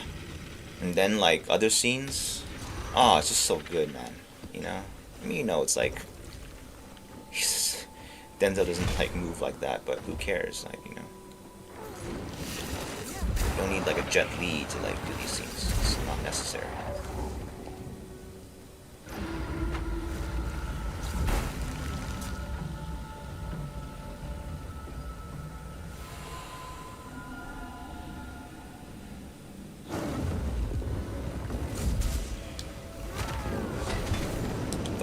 Out. Okay, next thing in the list of things, there's not much else. Once you get shield charge, high damage, poison, and what? Oh, I didn't do full. And then that, then it's all ready to go. Next is just defense. I have this amazing clip of a comparison between, not amazing, but I mean I couldn't find it, so I couldn't put it together. But like, what happens if you swap evasion and armor? Kind of. Keep the same block. Okay? This is really high. 70 evasion is really high though. But if you had like, I had on the Titan 60 armor and like 40 evasion. Here on this Pathfinder I have 70 evasion and 30 armor. Which is better. I did that test. Just stand in a pack of mobs and see how quickly your HP pool goes down. And I'll just tell you the TLDR, evasion wins by like 10,000 miles. Like, it's not even close. The only benefit of armor would be like bosses, maybe, like you're taking a lot of small fizz hits in a row. It's too infrequent for that to matter. Zesht hand will kill you through armor and evasion. Only say if there's a big ES pool or life pool, which doesn't come easy. So, but maybe King of the Mists, the Rat Tornado, very, very fringe. So the complaints that I said about armor are extremely valid. They have to rework it. It's not balanced. If you don't go into a map with like the high tier maps with 60 evasion or 50, at least 60, preferably like 65, 70. I don't know. You just get nuked everywhere. It's insane. It's like then when you cross this magic border between 50 to 60, somehow you just you stop dying magically, and now it looks like this. You don't even think through a map. Things barely hit you, and yeah, that's not really armor to compete against evasion. Has to be a shit ton stronger. I think it's right. It should offer res default. It should. But I think their issue is that they want to keep the rules consistent. If they gave you res for armor, they have to give the monsters res for armor, and that might be like a pain point. I don't know. Or they don't. They can just code it separately. That's how Last Epoch does it, right? Armor also grants damage reduction. It's needed. It's needed. I think the golden rule is if you're trying too hard to make a stat to work, it doesn't work. You shouldn't be trying to make it work. It should be something you are. No one's trying to make evasion work. It works so well, people want it. So, which is why Pathfinder needs a buff, because I was trying to make it work. I just, no way they made a class this bad, no one plays it, and it has no redeeming value. Can't be, right? It's actually trying to be pretty good. Like, for a build like this, I don't know.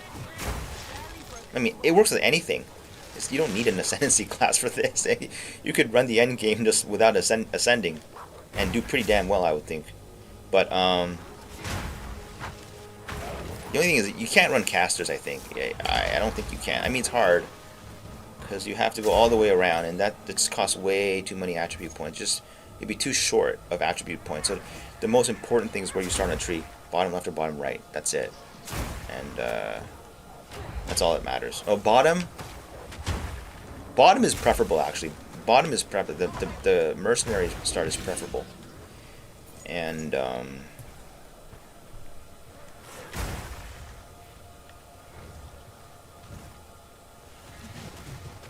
yeah, the worst is casters, for sure. Although there might be some interesting way to scale it with casters. I don't know. Like, you know, that's the thing. I don't know a lot of things about. I just know the core exploit thing is Plaguebearer with trampletoe recharges Plaguebearer, and Plaguebearer can now take ambrosia and deliberation support for extra damage. And that's already broken a little bit at that point. Like, you know, you don't need much else to support it. Like, you can make it a lot better though. You could.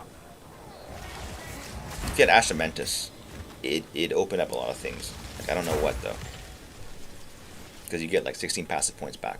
That's crazy.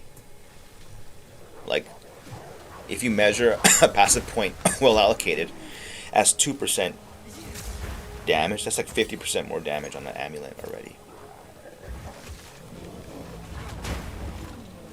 For this build though, just because you don't have to take the cluster on the bottom, but then you have to minus the, yeah, it's really small. The damage per lowest attribute is only like 40-50% increased. Not that big.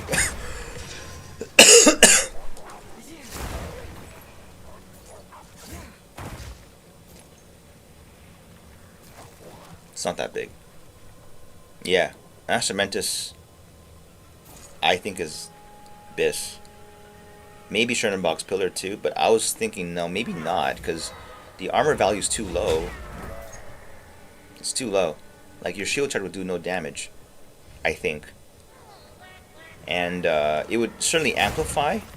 I think what you do is you use a weapon swap. Then it's good. You have the big shield on a weapon swap to do the charging, and then you swap the chernobog's pillar. Honestly, forget chernobog's pillar. Like, if you wanted to drop some shield, some block, I just thought of this. You have a weapon swap. Okay? Big shield and wand on one to charge up your Plaguebearer, and then you use a chicken leg, the shrine scepter, on the weapon swap with wand and scepter. That would do the, well, that would do equivalent damage and a lot more on bosses, because the shrine scepter also invalidates the elina, right, of the enemy. But chernobogs would also compete because you get block and defense.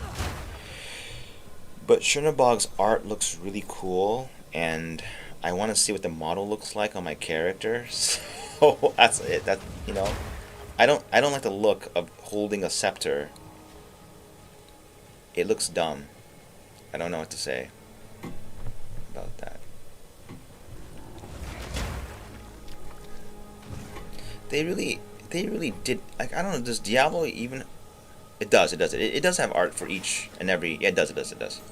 But some of the art in this game is outrageous, man. Like the window to paradise, I was using it for the campaign because I had drop once. It's not really good. It's not that good of an item. It's just, it looks weird and funny and cool, I guess, a little bit. And yeah, I mean, like, it's crazy that the thing fans open when you block. They created custom art. I don't know what they did some custom animations just for that shield. It's not even a pinnacle, like, it's not even a GG unique. It's just a random unique shield they designed. And like when you block and charge, it actually flaps open. Like, it's amazing detail they put in. Almost unnecessary if you ask me, but that's what makes the game so good. Because what does that really tell you, aside from the fact that it's kind of delightful? Is that it tells you that someone cares about the game, even though you may not consciously be aware of it, it is communicated by that detail. And people respond. I'm almost sure of it, that people respond. Who doesn't respond? The pressured shareholder. It's like, why the fuck are you doing this? Where's the MTX?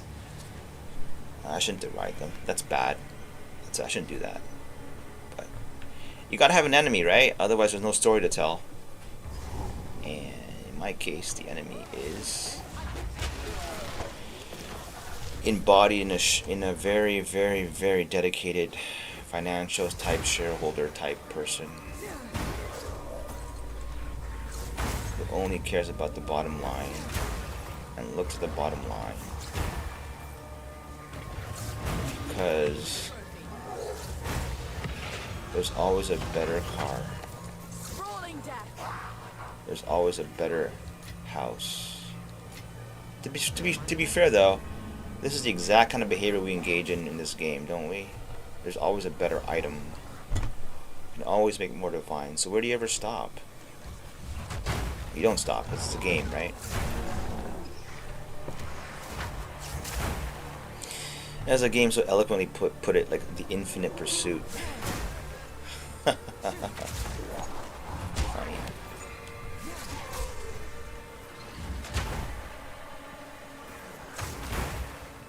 Hehe.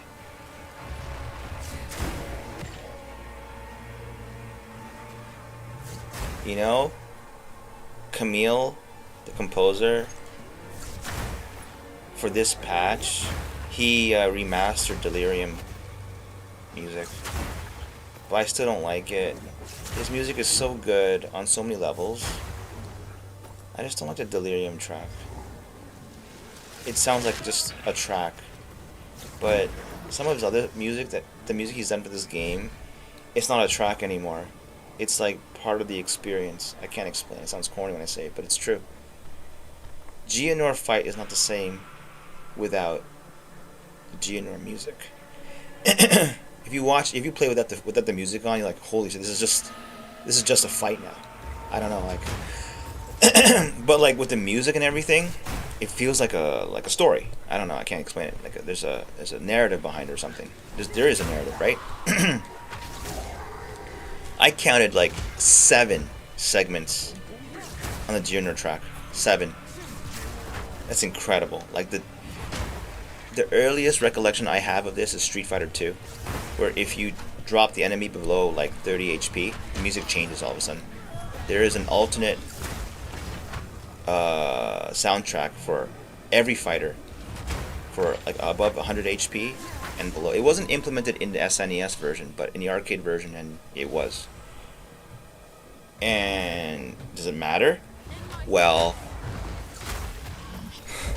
see, I always imagine that stupid like little runt that comes in the chat just makes people miserable for no reason, saying lol. Because his value to himself is how many lols he can put out sarcastically to stuff he doesn't understand. But it does matter, I think. Otherwise, why do they bother putting it in? It creates a feeling of tension subconsciously.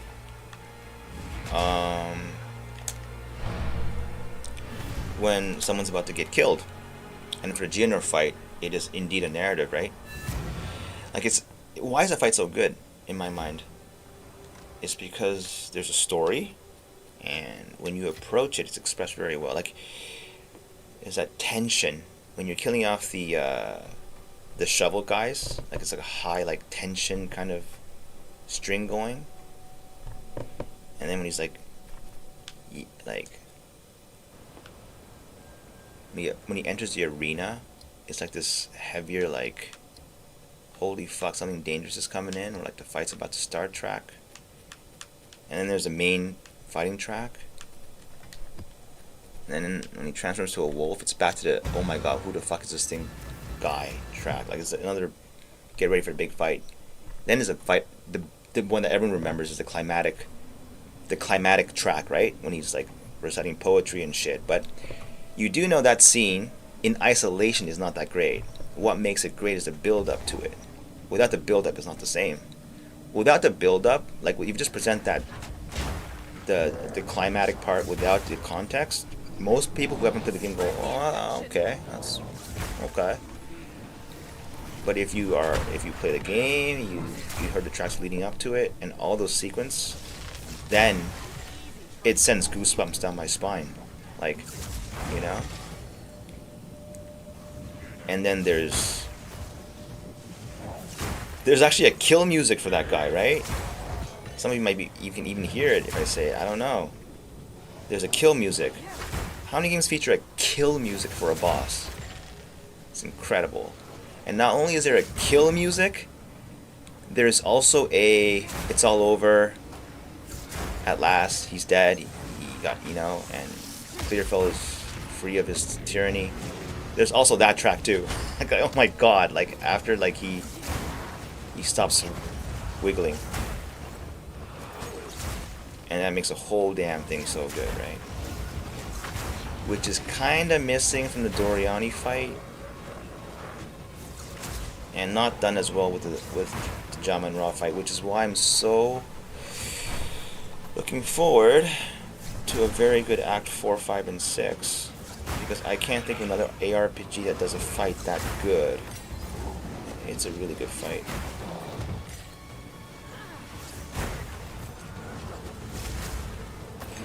So yeah, apart from that, there's not much to say about the whole thing, eh? I mean, and then like there's like the min-maxy endgame stuff, which is Infernal Cry, the shield charge. I listened to Karn lastly. He was doing the Titan build that everyone ignored, and I look at it, it's like, that's pretty tanky, like what he has. Like, that's not bad, you know. It's just, what can I say, there's sexier stuff out there, right? So no one pays attention to that. Oh fuck, this is bad. Okay, I'm okay.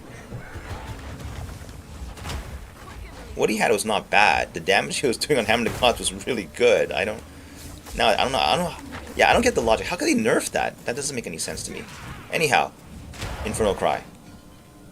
I don't know why it takes me like 100 hours to learn this, but like, if you Infernal Cry a melee attack, it does double damage, if not more. So if you have one big like that, I didn't even animate, but like now my shield charge is doing double damage, and that, you know, you don't. Sometimes you can't tell the difference there, but that's different. You see, if you don't, I'm sure people Infernal Cry though.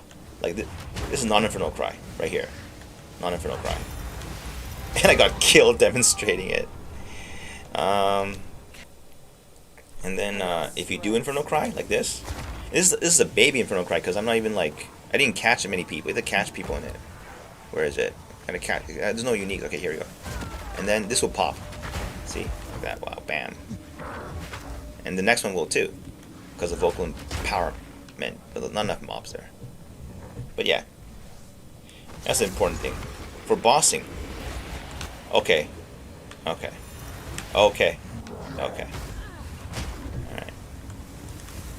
I will stop at Doryani, because, not gonna lie, without something to build,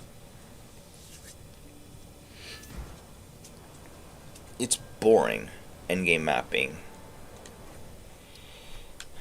But it's still better than any game that you could play out there. At least I think that way. Other than Expedition 33, for sure that game is worth playing.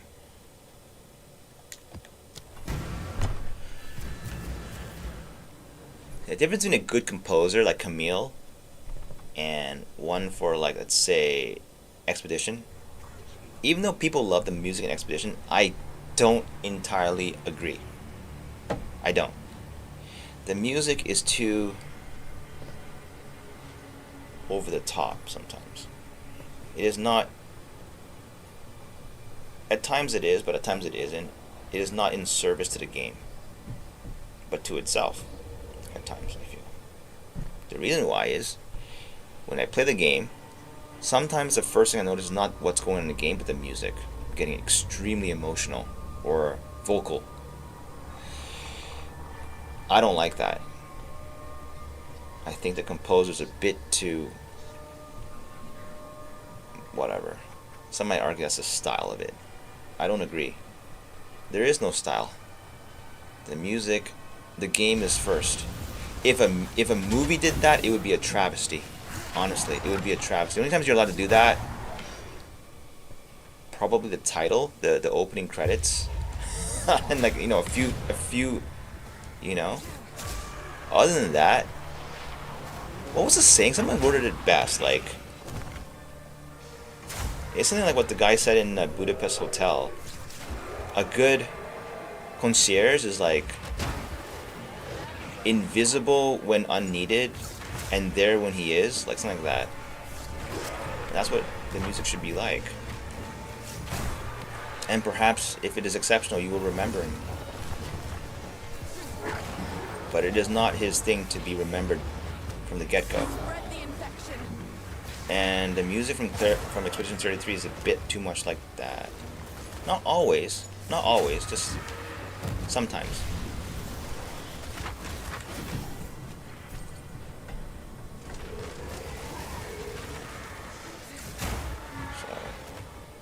But the acting and the story in that game is very good. They paid actors, right? Obviously. It's too real. I don't want to believe that AI could pull that off. That's supremely disturbing. And I hope we never get to that point. Because it undermines what it means to be a human.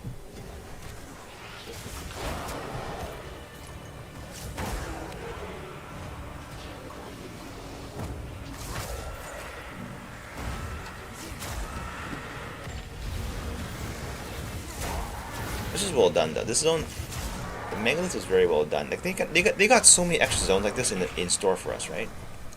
Viridian Wildwood's like, I don't get it. What did you want me to do? Like, again, like basic principle. If I have to Google, like if the average person needs to Google after that to say what, it's a failure. Like you should not have to alt tab out of your game to understand how something works. Like in depth maybe, yes, but the basic mechanics, no.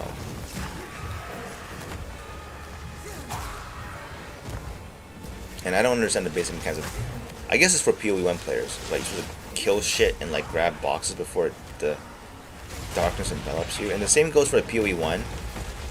The Viridian Wild, I still don't get it. Like what? I just go what, and I don't do it again.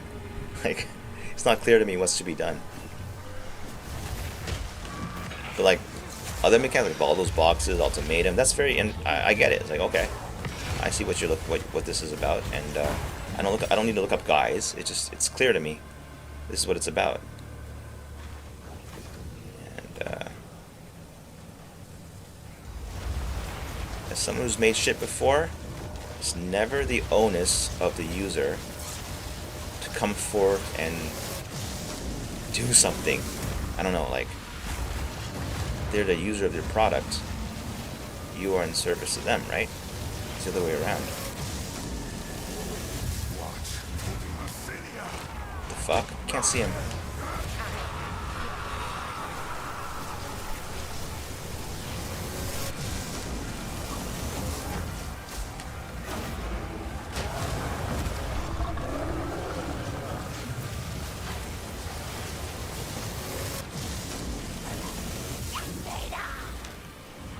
It's not necessarily an Infernal Cry here, because the boss the HP is too low here. So it's just wasting time Infernal Cry. Let's do this and this. It's fun running in circles like this on a controller. It's really fun. It's very natural.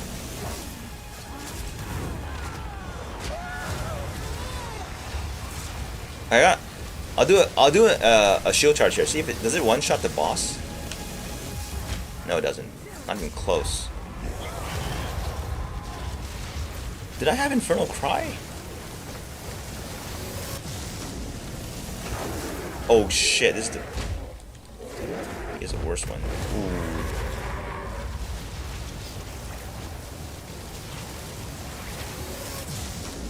I remember all these bosses, some of them less than others, like Blackjaw not as good, but who does not remember the gorilla, right? Of course we remember him because he one-shotted people, maybe even you and me, but we remember him. Oh no, I gotta charge, okay, whatever, it's okay.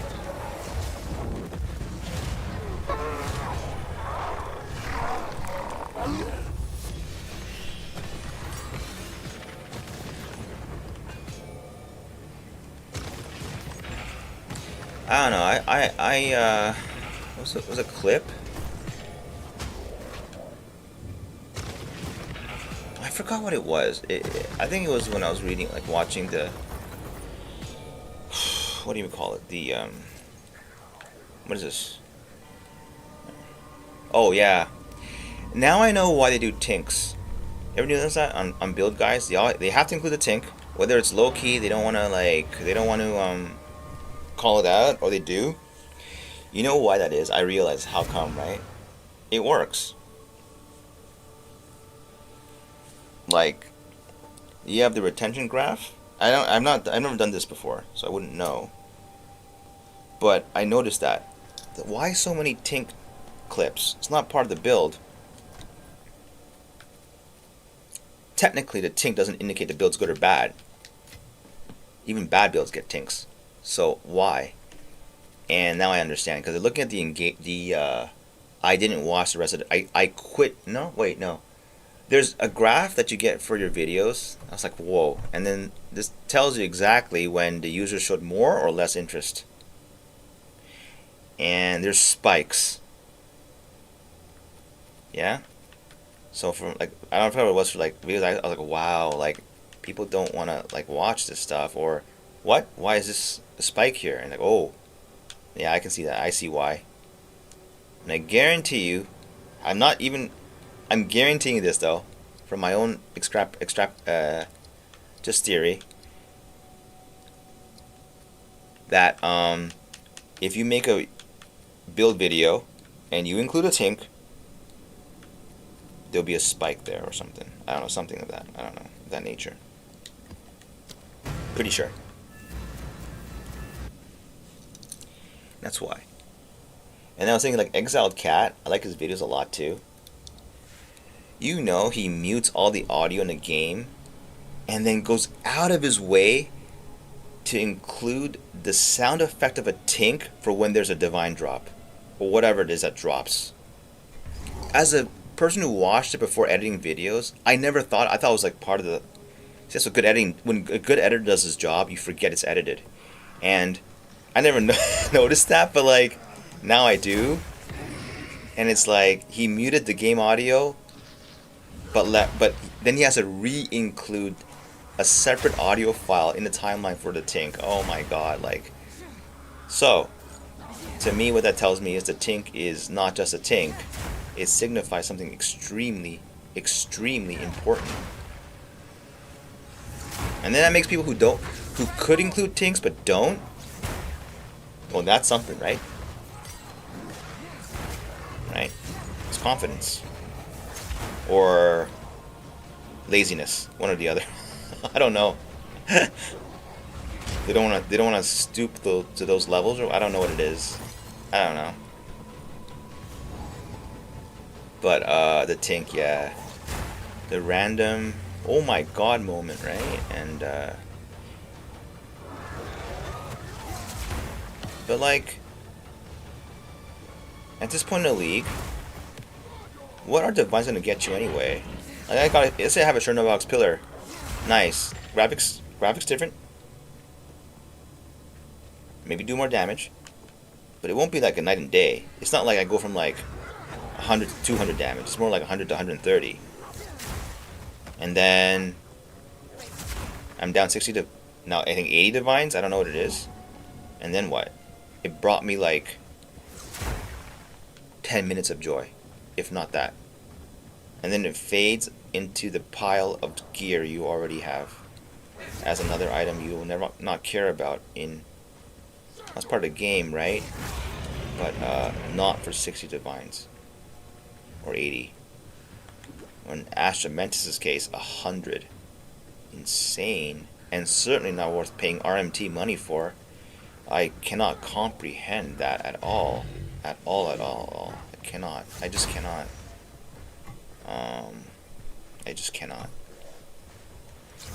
Like, as if you don't already have enough advantages in life already by having the disposable income to RMT, you need to bring that advantage into a video game? I don't understand. Like, it doesn't make sense. Even if I had $1 zillion, I would. This is for sure true, and it's not some virtue sick. I'm just expressing a fact. It would ruin my game if someone RMT'd shit behind my back for me. It would ruin it. It's like, what? Why'd you do that for? It's like someone. Same thing. Someone came into my game, and then, oh here, buddy, I tweaked your build for you. I made your build like 5 times better.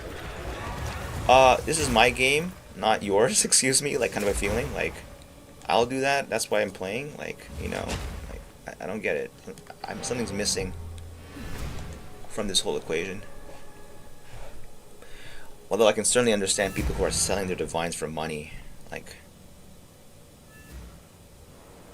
probably third world countries, right? I don't know. That is not an enviable job. It's not an enviable job. It's got to be miserable, I think. Anyway, so I think I have all the things I wanted to say for this build. I think it's pretty. It's not that hard to put together. The wand is a bit. It's not hard though. You just want the top 3 affixes, and then maybe intelligence, because that's all you can get. The rest don't matter. You don't even need the double socket. That's completely luxury territory. Not necessary. But if you don't have the gain as, nowhere close as to being as good. I'll run it like this because I don't want to be careful in this map, and you don't get 2 fragments easily. If it's there, it's not easy.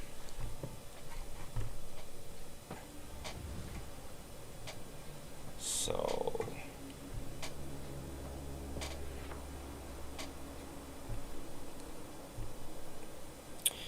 anyway, last map.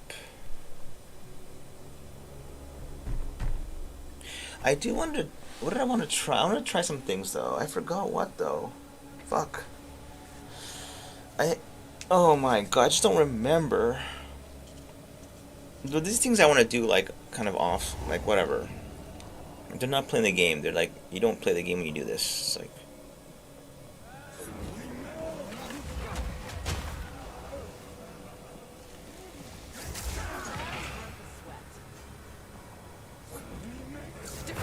I did want to express my disappointment in a movie as in the comment clips, in the comments for the Equalizer, some guy was pointing out how, like, amazing, like, the detail on, like, how exit, like, I don't know, I'll give you an example, like, probably, it's amazing how, the detail on how he did that thing with the credit card. And then some guy comes in and says, lol, that's called service. Like, it's not what he said, but I hope that captures the essence of it. Like, it's a very nuanced and very nice detail, and I agree. I was like, yeah, it is a nice detail. And some smartass comes in and says, lol, that's service, and he gets upvoted. I don't understand. Like, fishing for attention through sarcasm, like, huh? Like, no fucking way, man. Who are these people? I never want anything to do with these people. Ever. It's like,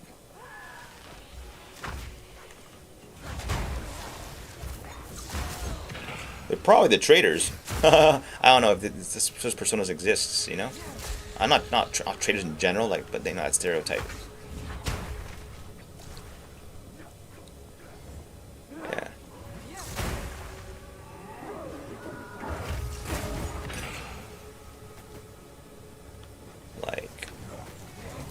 know it sounds like very woke and cringe stuff, but like people who do that must be so.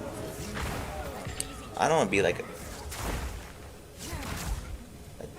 very offensive statement, but like it's hiding a lot of hurt, if you ask me.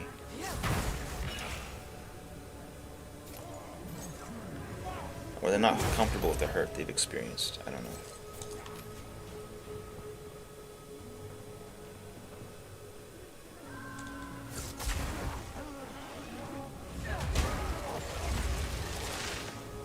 Something like that.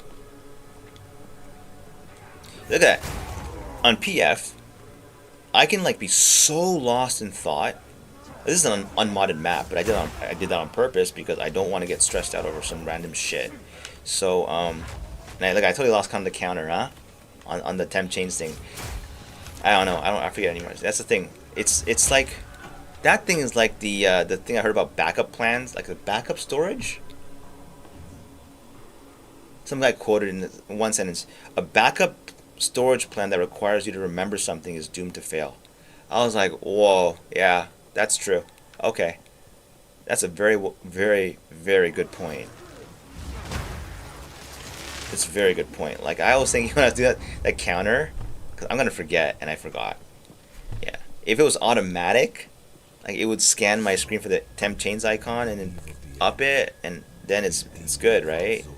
It's invalid. I should erase it. Now it takes work to erase it, so it doesn't matter. Ah, too early. This is where it's a nightmare. Okay. It's okay. It doesn't do anything dangerous in the first phase like this.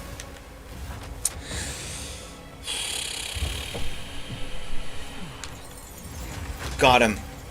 Fuck. Okay. Got him again.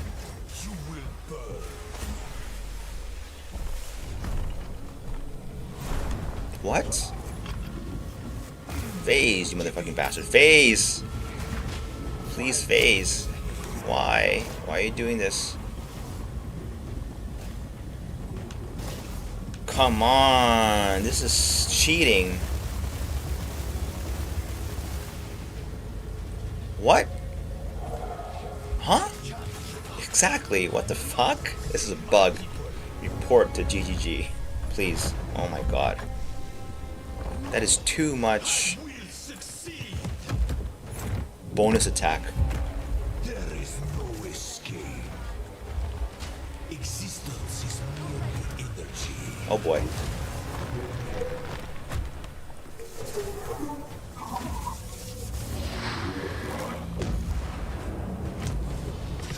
But yeah, okay. I certainly want to make. I want to make a video that just really condenses all the information that someone would need to get this build up running in the shortest time possible. For sure. But then that means I have to include demo clips again. That's such a PITA. Like, I'll think about it. I don't know. I don't even know if people need it. I think if people want it to know, it's all there.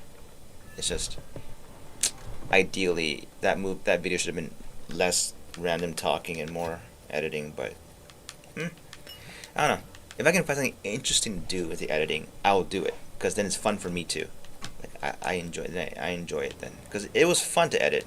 It was. I was lost in the sauce with editing, so I'll do it. I mostly would want to do it for free. I would not want anyone to do it for me in that situation, because I want the fun.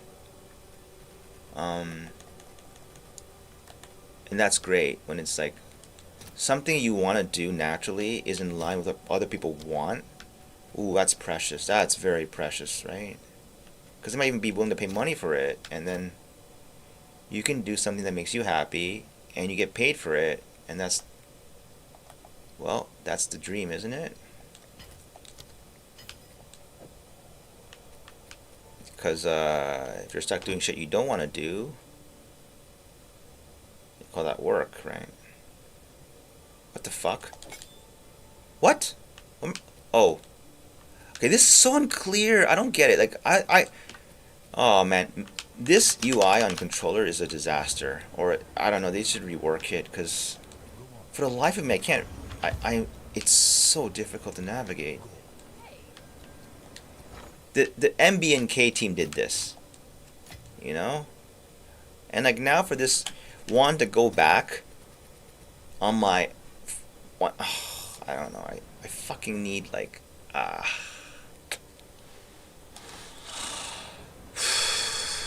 okay. Hello there. Doryani. What is it? A shift in my. Thank God, only 7 more intelligence.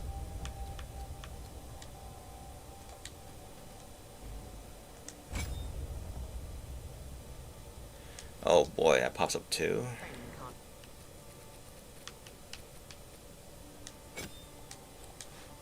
Shift in my. Go on. What?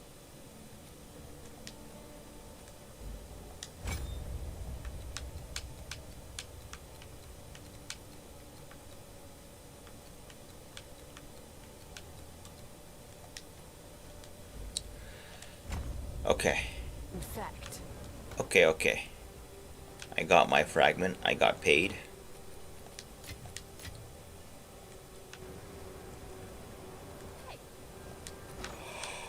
Oh, do I have enough for the, I remember it was like a really weird ass ratio. Oh. Huh? How do you swap it?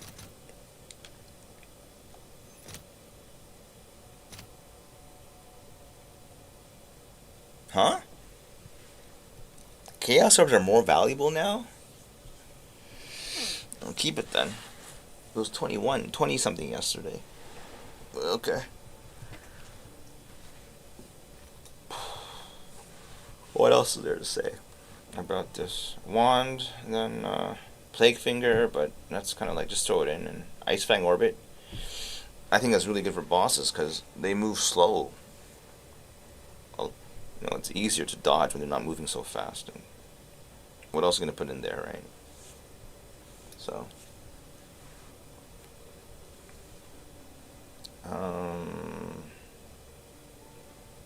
Let me think here.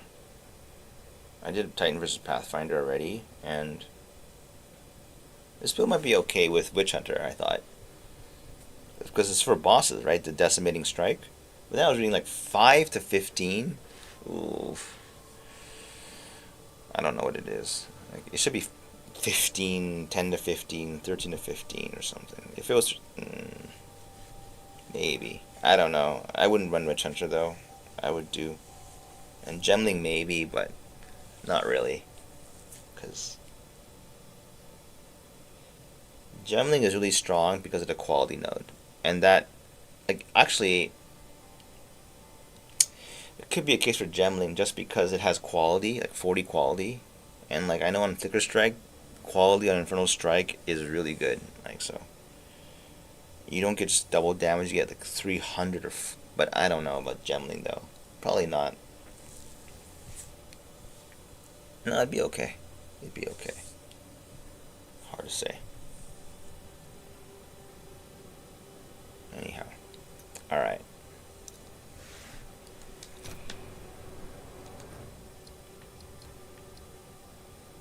Oh, fuck. Holy, what the hell?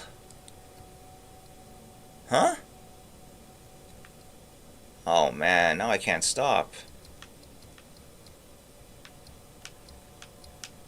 Okay. Wow. Did it change something? Because that's never happened before.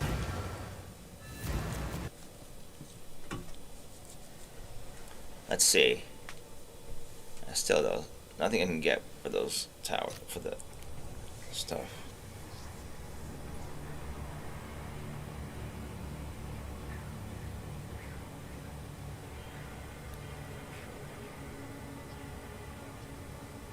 Oh. I'll remove that text because ain't true anymore.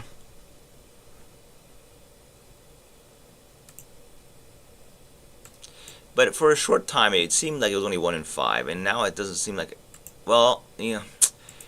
Okay, that test is bad because you have to run like unID'd maps back to back to back. Like you can control that. Like that can be like turned on and off. So like if you wanted to be real min-maxy, you would save all your temp chains maps for one session and then just turn on that node and then run that node for this all the temp chains maps and then don't trash them. So, you know. That's stupid, I don't know. An UNID test, nobody cares for that. I shouldn't have even done that. I don't know what I was thinking. It's because I like to run maps UNID'd all the time now, so.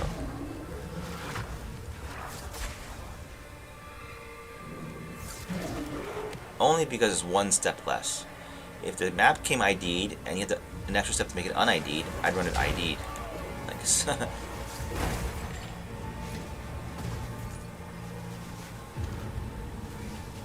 not just me. Everyone knows how powerful it is to just take away one step, 1 second from a 3-second process. People notice. People notice.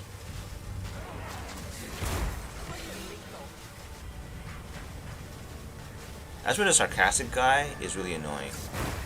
He's like, lol, 1 second off a 3-second process. What are you, like, your time that valuable, etc., etc. Yeah, it's not about that though. It's about the feel of it, not the numerical savings of the time that was gained. It's the feel. Like, it's also incredible, right? Like, attacks, like, you can't represent speed by the time it takes. It's more like the, like, if you look at attacks per second, no, time per attack. That's how this game, I think that's how this game represents speed. Like, so numbers like 0.5 or something, right? They do cast time, let's say. Then when you get to like the small numbers like 0.25, and then half of that 0.125, to most people it's the same thing. But it's not, it's 50% faster, right? Like, and no matter how, unless it's like breaking the human perception of, like, it depends on what it is, right? But certainly humans can detect 0.25 to 0.125. I know that because most people know the difference between 60 and 30 FPS.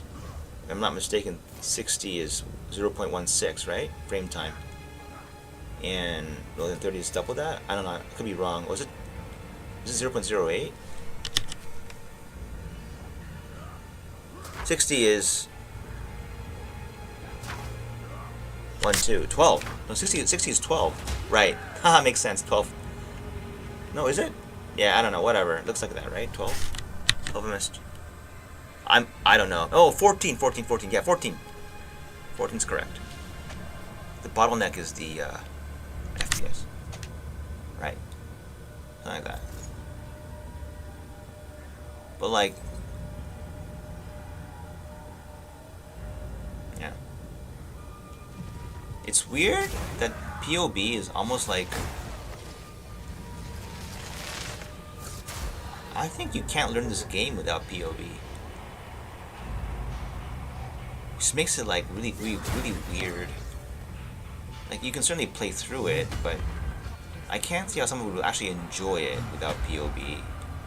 And to enjoy POB, you kind of have to be a nerd, I think. I'm a nerd, so I like it, like, because of that, but I'm not a nerd, just you have to be very numerically inclined, let's just say it that way. Like, you like math, you like rigorous rules that follow consistent pattern. Okay, this guy does like some shit that's like really like, he opens the slam. You can't, okay, that's so fucking unfair. What? Yeah, that one. It's the worst boss, right? Like, it's kind of hard. Yeah, he does that. Then he does another slam, right? It's gonna get you. It's gonna get me. Look, slam. I'm watching him extremely closely, though. Oh, he does this first. Lol, didn't one-shot him. I can one-shot him. Like, oh man, I just can't stand these people. I cannot stand these people. They're out there, I know. I know they're out there. I've seen them.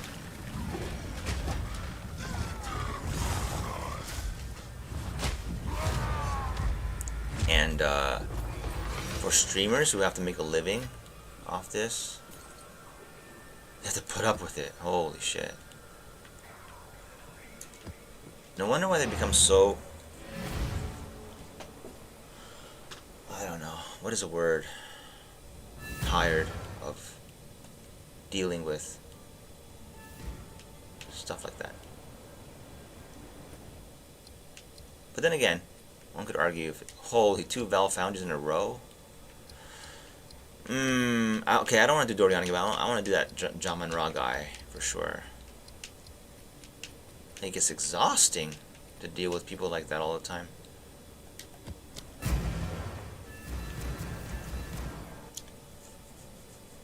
Like, look at onemanaleft.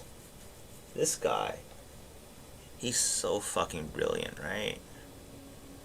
And then I think he's, my personal take is that he got, not bullied, but the overall trend, not that this should be changed, as this is the default behavior, but like, why is it so dark? Holy shit, this map's so dark. What the fuck?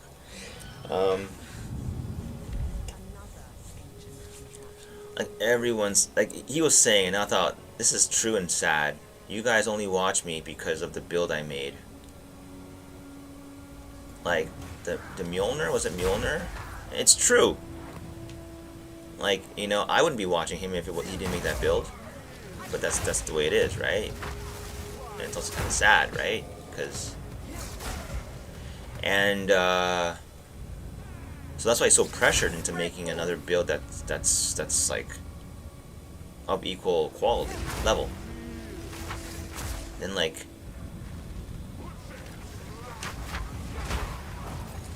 you got like these comments, like the straw man, like the lol 10 mirror build, like he's making fun of people who call him out for that, like because he spent 10 mirrors on it and then they're laughing in his face, right?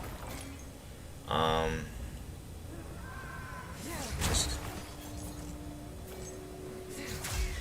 it's mob mentality, isn't it? It's mob mentality. It can go the other way too, right? When everyone's singing something so beautiful, they all kind of, wow. In that case, it's okay, of course. But like, but yeah, I mean, I'm almost certain that had the rules been slightly different, or he was still interested in this game, or less people made fun of him, or people were not so easily, let's say, maybe the Google algorithm was a bit different. I think it is okay though, in the sense that I'm not sure about this. I'm still trying to think about this, but like, we evaluate information not on its true value, but how it's presented. I think, because it's hard to ascertain the true value of it. So we use other cues that are more readily available. Is the guy good looking, a good voice? Does he have, like, does he exude confidence, or does he not?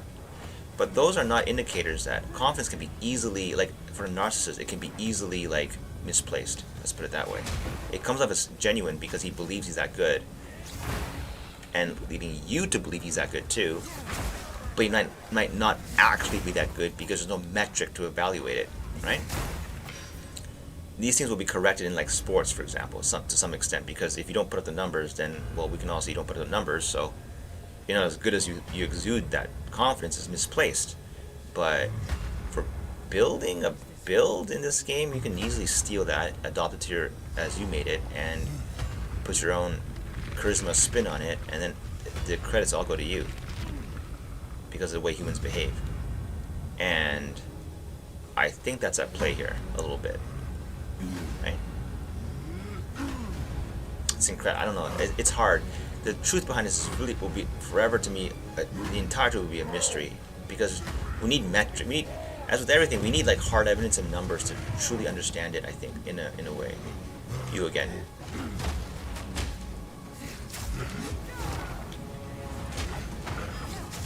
But yeah, I'm saying like if the oh fuck no holy shit, I almost could kill you there.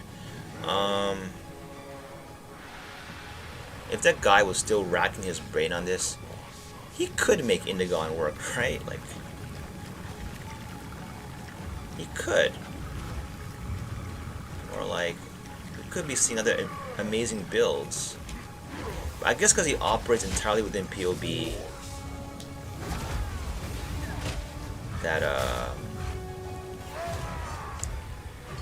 that he can't do his thing. He doesn't go into the game and tinker. He has to plan the whole thing out before it all starts with POV. And I certainly can't do that. Just trial and errors, or take something that kind of works and just apply trial and error, and maybe you get something workable out of it. Which I want to try next patch too, because that's fun. Okay. Looks like 10 maps, Doryani. Not Doryani, Jamanra. But I do not want to do a non-boss map because it takes longer.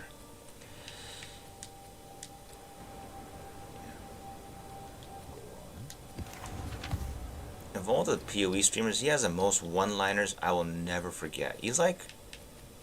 The guy is... He's got to be a genius, right? In some way. Unless he's just borrowing all his quotes. He's like saying like, I'll never forget this. Popular doesn't necessarily mean good. It just means not bad. I'm like, holy shit, that's pretty good. I'll never forget that. It's true. It wasn't obvious to me then. I did think it meant it was good, right? Doesn't it mean it's good? No, it's not. For sure. There's enough evidence to indicate that is true from my own personal experience. Popular has never been bad. Well, actually it has. For food, sometimes. But, yeah.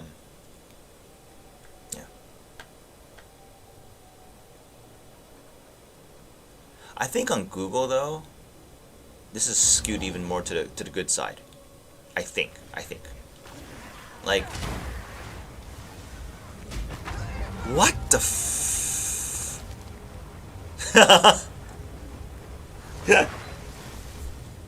It's kind of comical.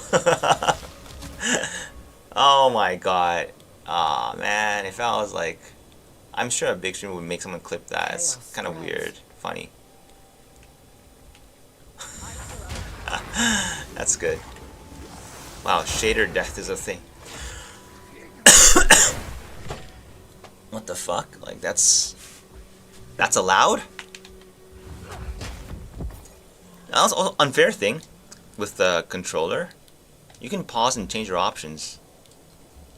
This is insane. Why are there different rules for KB and M and controller? I don't understand this. Yeah, I just don't get it. I don't get it. Why? So like, controller guy's doesn't he have a lot easier time than hardcore? No, that makes no difference, right? Because the initial pause is what matters. What I'm talking about. But like, why the QOL difference there? Like, there are times I want to adjust my settings and not have to kill everything first. Why? Why on KB and Mem that resumes the game? I cannot understand.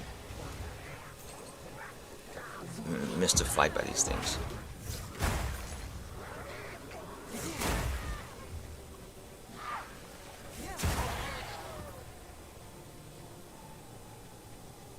Man.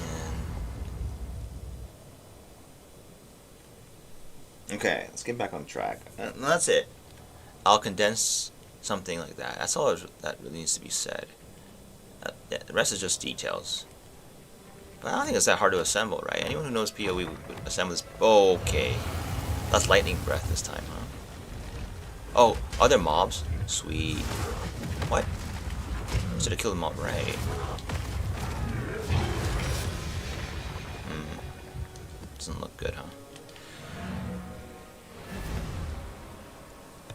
There's no other tricks. The other one is shock. I think shock is important to scale for poison. I never understood that. There's a new bow in a game called Voltaxic Rift. And it has something to do with interplay with chaos damage, poison, and shock. I didn't get it, and then I realized, oh, okay, because poison scales both the hit and the dot, right? So the double dip mechanic. Did I not hit the thing? Double dip mechanic. So like there's a node there's nodes on the tree that are pretty accessible that raise shock just by taking it. I think on not a Titan it's from 20 to 41. No. Okay, that with lasting trauma is 20 to 41, and then if it's with Titan it's 20 to 51. That's huge. I think that's 20% more becomes 40% more. So have to grab those nodes, right? More than that. It's like it's like a 30 to 40% more damage, right? Just by allocating shock nodes. And yeah.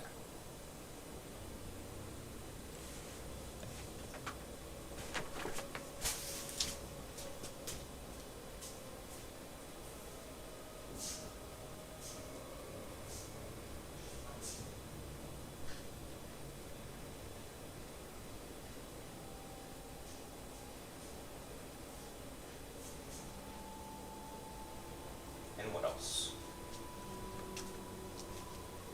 And what else? Presence AoE, yeah, it has to be skilled too. Doesn't have to be, but I think, oh, I forgot to do that. I should do that. There are nodes here that are like here. 3-pointer should be taken, but it's point starved.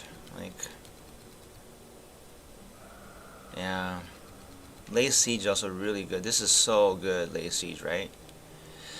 46% increased damage overall. Very, very good node, and this one is must-have poison, lasting trauma, and shock. It's this cluster.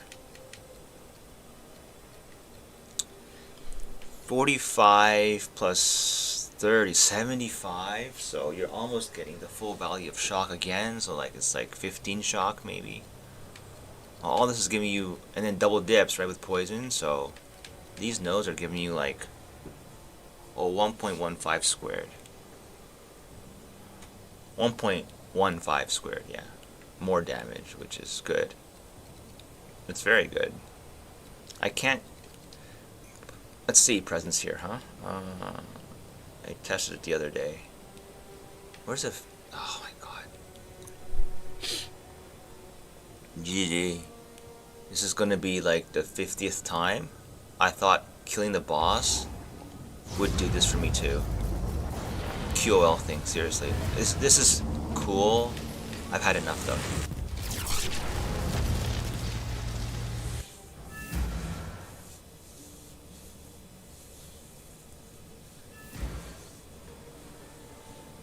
I should compile them all together, my dear GGGs. No one cares, but I care, and hope they care. I think they're legitimate complaints, and I think they would make the game better overall. But as popularity is the filtering, the dominant filter, I don't know. Maybe not. Sometimes, you know, maybe not, because maybe because I'm not the only one. But I left feedback. I say, hey, put a boss rush mode inside or something, and they did. And I said, I like to fight bosses. Can we just not do that again and again? You know, like, is that bad? And they did. They implemented it in 0.2. Not from what I said. That'd be a bit too much. What's that word called? Hubris? Hubris? But I like to think that it made a difference. Because I did vocally complain about that. Like, all rares, every map, like, no. Or not every map, but like, can we not do more bosses? Like, because they're fun. And they put them in. Like, you just, for some reason, like last patch, I don't think you could run boss after boss after boss. Like, it wouldn't work that way. Or like, even if you did, you still have to kill the rares, right? I do believe you still have to kill the rares. It's not just the boss. You had to kill the rares too. Like, what a QL difference it is now. Now you don't, right? Oh, Val City's fun. Because of Viper. Okay, yeah, see temp chains, right? Do not care.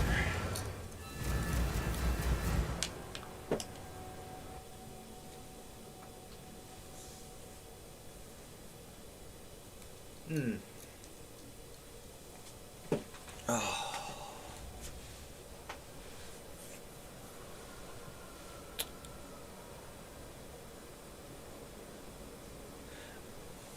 I, I guess I also want to watch some cinema stuff later, like how the framing of a.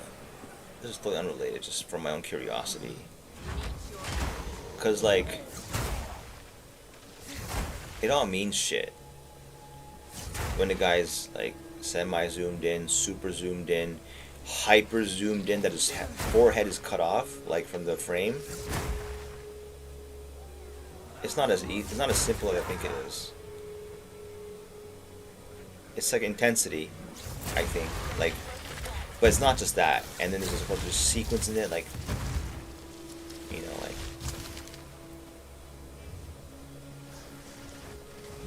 it's so crazy how it's such an invisible mode of communication, like that's why I like Training Day and Game of Thrones, and I like the scenes from the Equalizer. They have a lot of scenes like that where like it does zoom in very close when it's needed, and it tells a story, a real story, you know?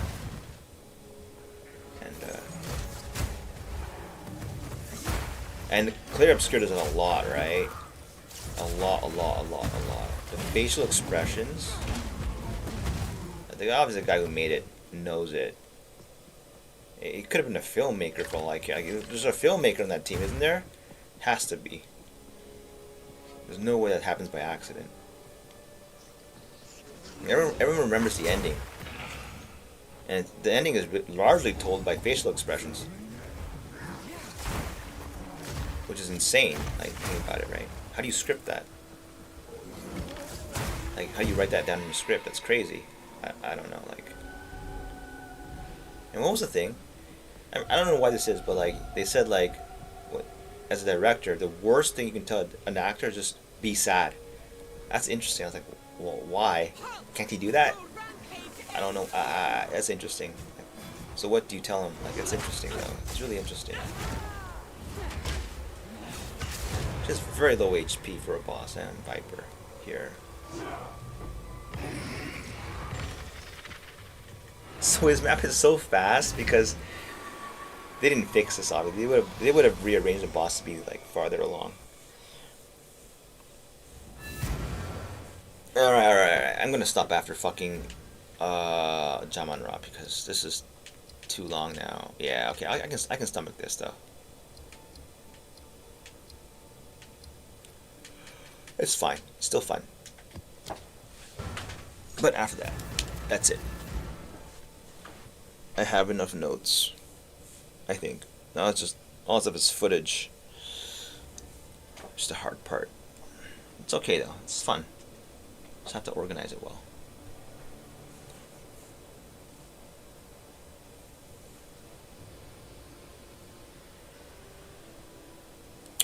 Yeah.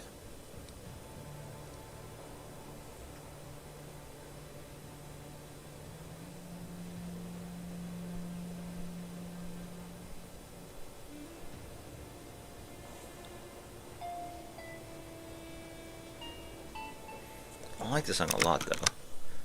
It is a good song.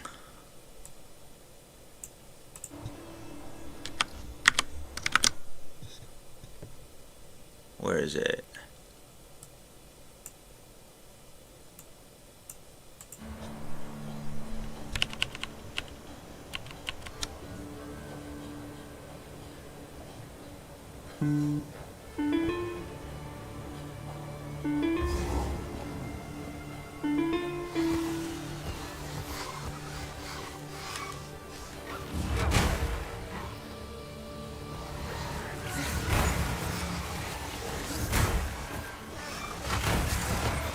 Some nice pops. Chilled ground, again, immune.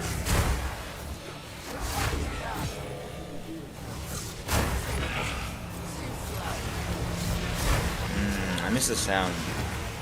Gotta crank it up.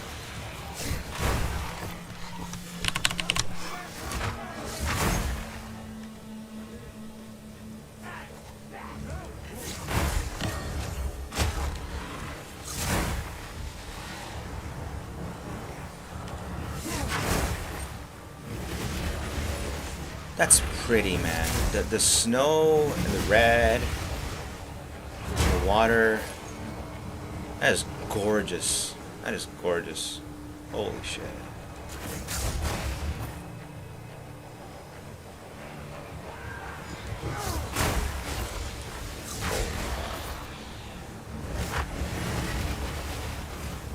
Hmm?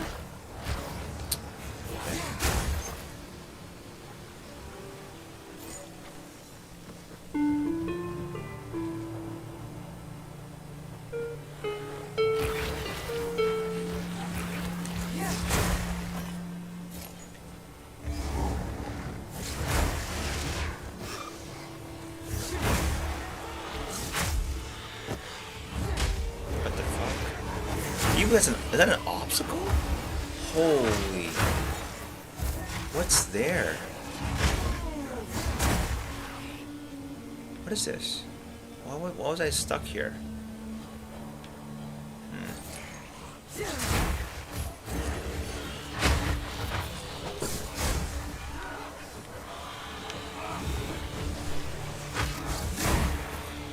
Hold on a second.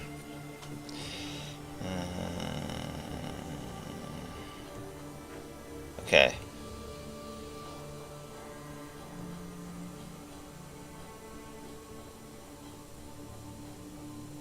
Alrighty, this one.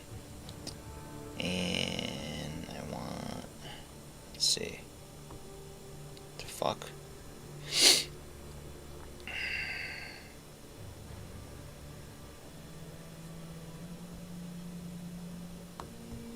Yeah. This one.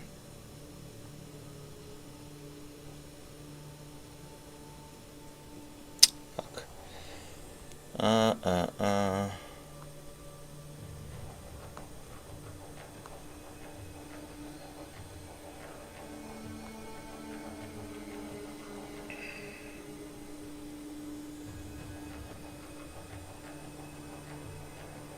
Okay, good. Alright. Alright. Alright. Alright, good. Alright. Fuck. Alright. I'm frozen up. It's funny, funny graphic.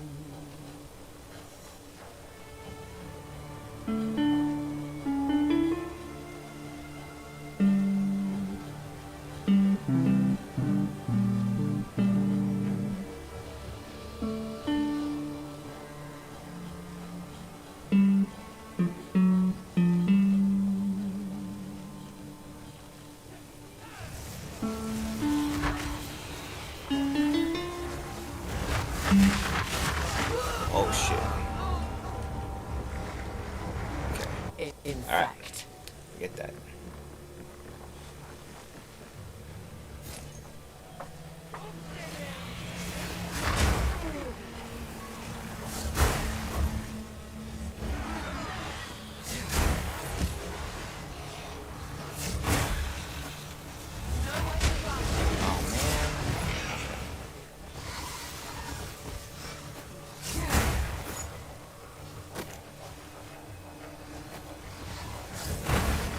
I think the way to handle like trolls, not trolls,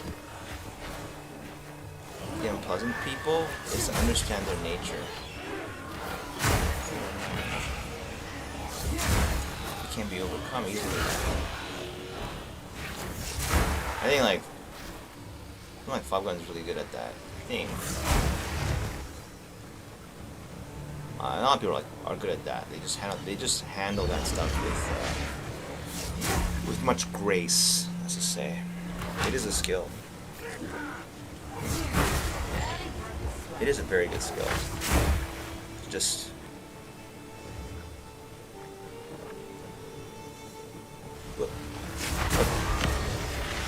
Oh shit. Okay. Speed through to fast. I can't juice the rest of the maps.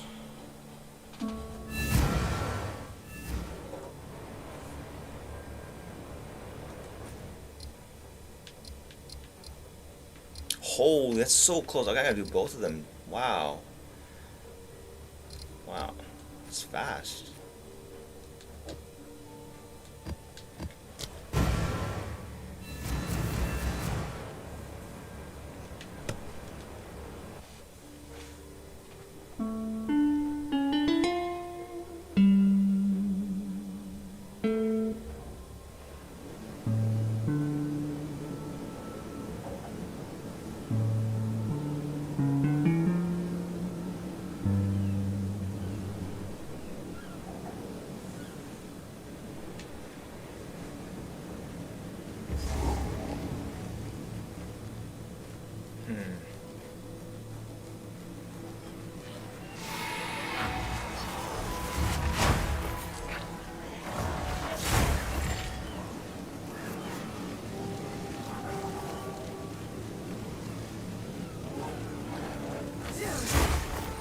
What?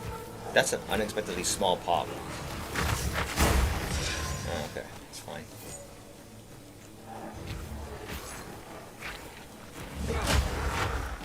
I'm curious here. Hold on. This is actually weird because you can't see the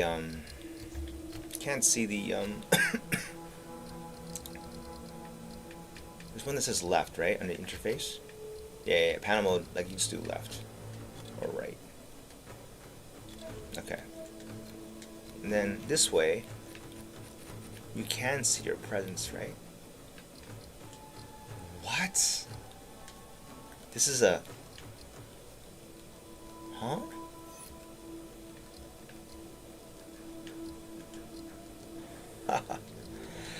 Okay, yeah, the game is in early access, whatever. A lot of things to be fixed. You can see your presence on the mouse and keyboard, not on controller, apparently.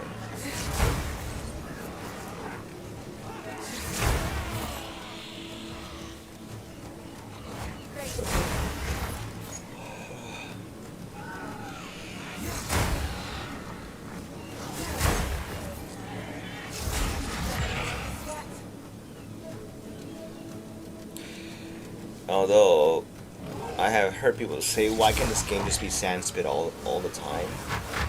Nah, it wouldn't be fun. It's so boring so quick. Sand spit is fun. Or for something, yeah, it's fun sometimes. Because there are other bad maps out there. And now that the other maps aren't so bad, sand spit to me is not even close to being what it was like last patch. It's like A tier. In my mind, what are the S tier? What are the maps I really want to see and want to run? Even the augury is pretty high up there. I wouldn't say S, but A at least. I actually got a map tier, huh? Not, you know. Oasis is really good for leveling because there's crap ton of mobs in that one. And Savannah, very good. Sans is on the boring side. It's just... It's very good if you're like, your character's not doing well, like it's struggling, and you just get demolished in other maps, and you need to level. And then this map is really good because it's usually very harmless mods, like mobs. Like, you know, Bell Factory is by far the most dangerous map, though. They should put that somewhere, though. Like, it's all like left to the player to implicitly discover. It should be explicit though, I think. Okay. And then there's like, they just look good maps.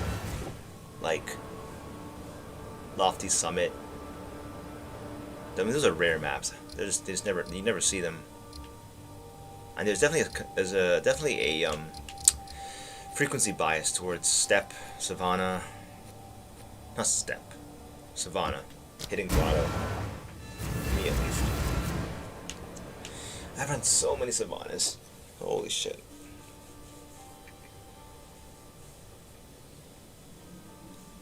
The reason why Augury and Val Factory are good maps now is because the boss location is perfectly predictable. Like it was in PoE 1, wasn't it? City Square, boss was always in the center. Why did they change that? I don't get it. That doesn't make sense now. I don't get it. RNG is cool, but there's too much RNG now.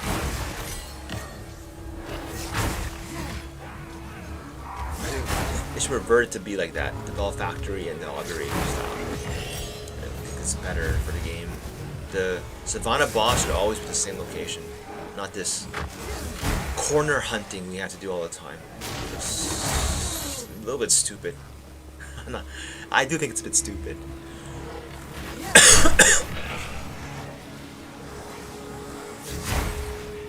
I don't think, like, you know, if a streamer, like, doesn't he, like, switch games sometimes? Because he's just tired of the game he's playing. And, but I can totally see how it's like, you can't. Because people will leave. Because they're watching it for the streamer and the game. I've done that too, a lot. A lot. You have to really like the streamer to stay, right? You're watching for the streamer, not the game. And, that's shitty. Like, now your audience is dictating what you... Well, not dictating, but you feel, like, beholden to that. And, I can't feel good.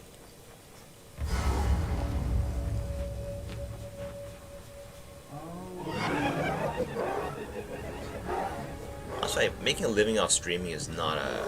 I don't think I ever envy this position, because... Yeah, there's a lot of better ways to make money passively, I think, than that.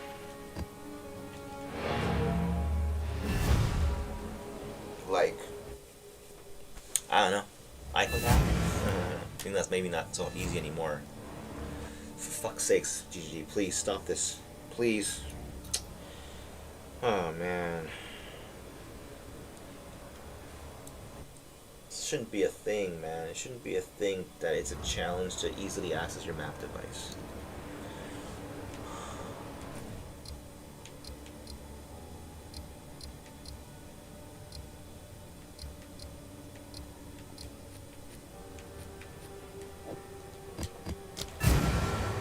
But since there's no other game to play right now, fuck, man.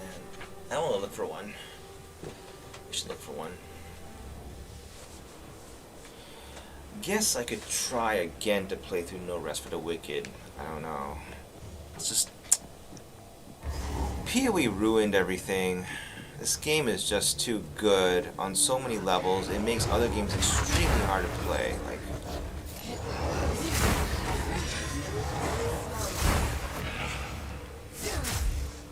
My next game in line, the next best game is a PoE 1 New League. Holy shit, like... Incredible. Spread the infection. I never thought D4 was bad until I played this game again. Okay, in comparison, yes. But alone? As something you want to just kick back and slay monsters, not knowing what this game has to offer? D4 is not that bad, or wasn't that bad. It was pretty good.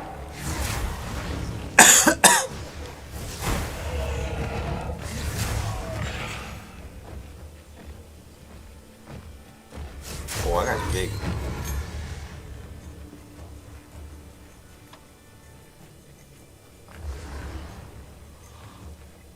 Why are there so few rares? I don't get it.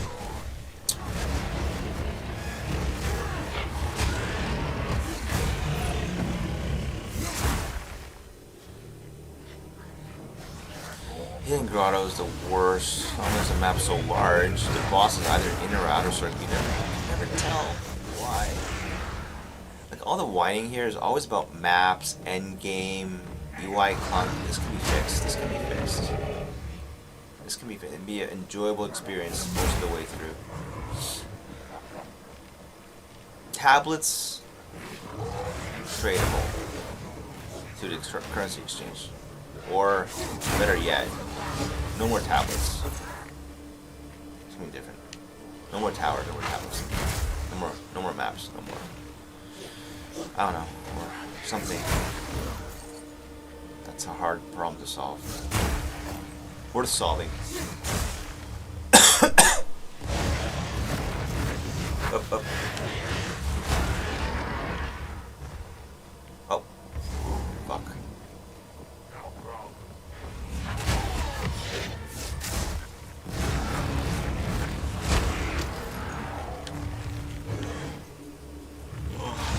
My god, I see. Come on. Okay. What luck? It's not the game audio you're talking, because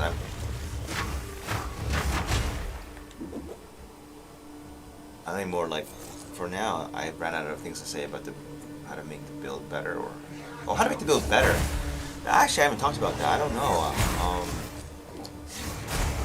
The real issue is T3, T4 bosses.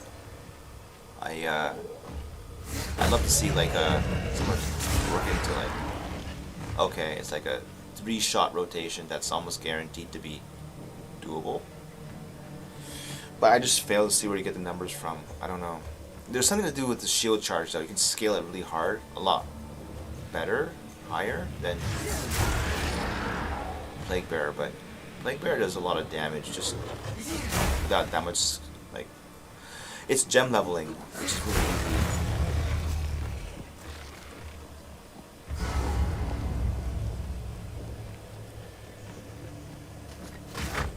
Now I know why people are mocking the D4, like the damage per screenshot for phenomenon. I never understand that. It's like, oh, I get it, yeah. You don't offer some, like, holy shit moment this does damage, and you just skip.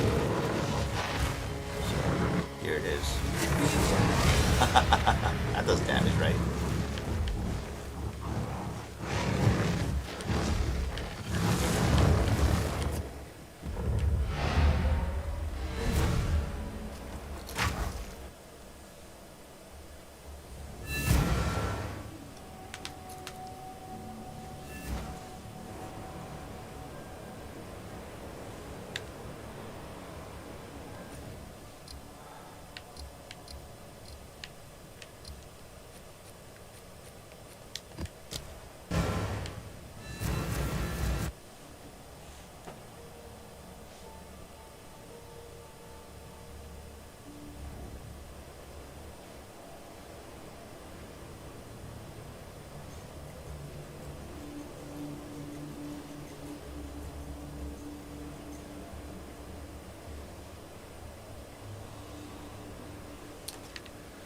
Oh, fuck, man. Between this and...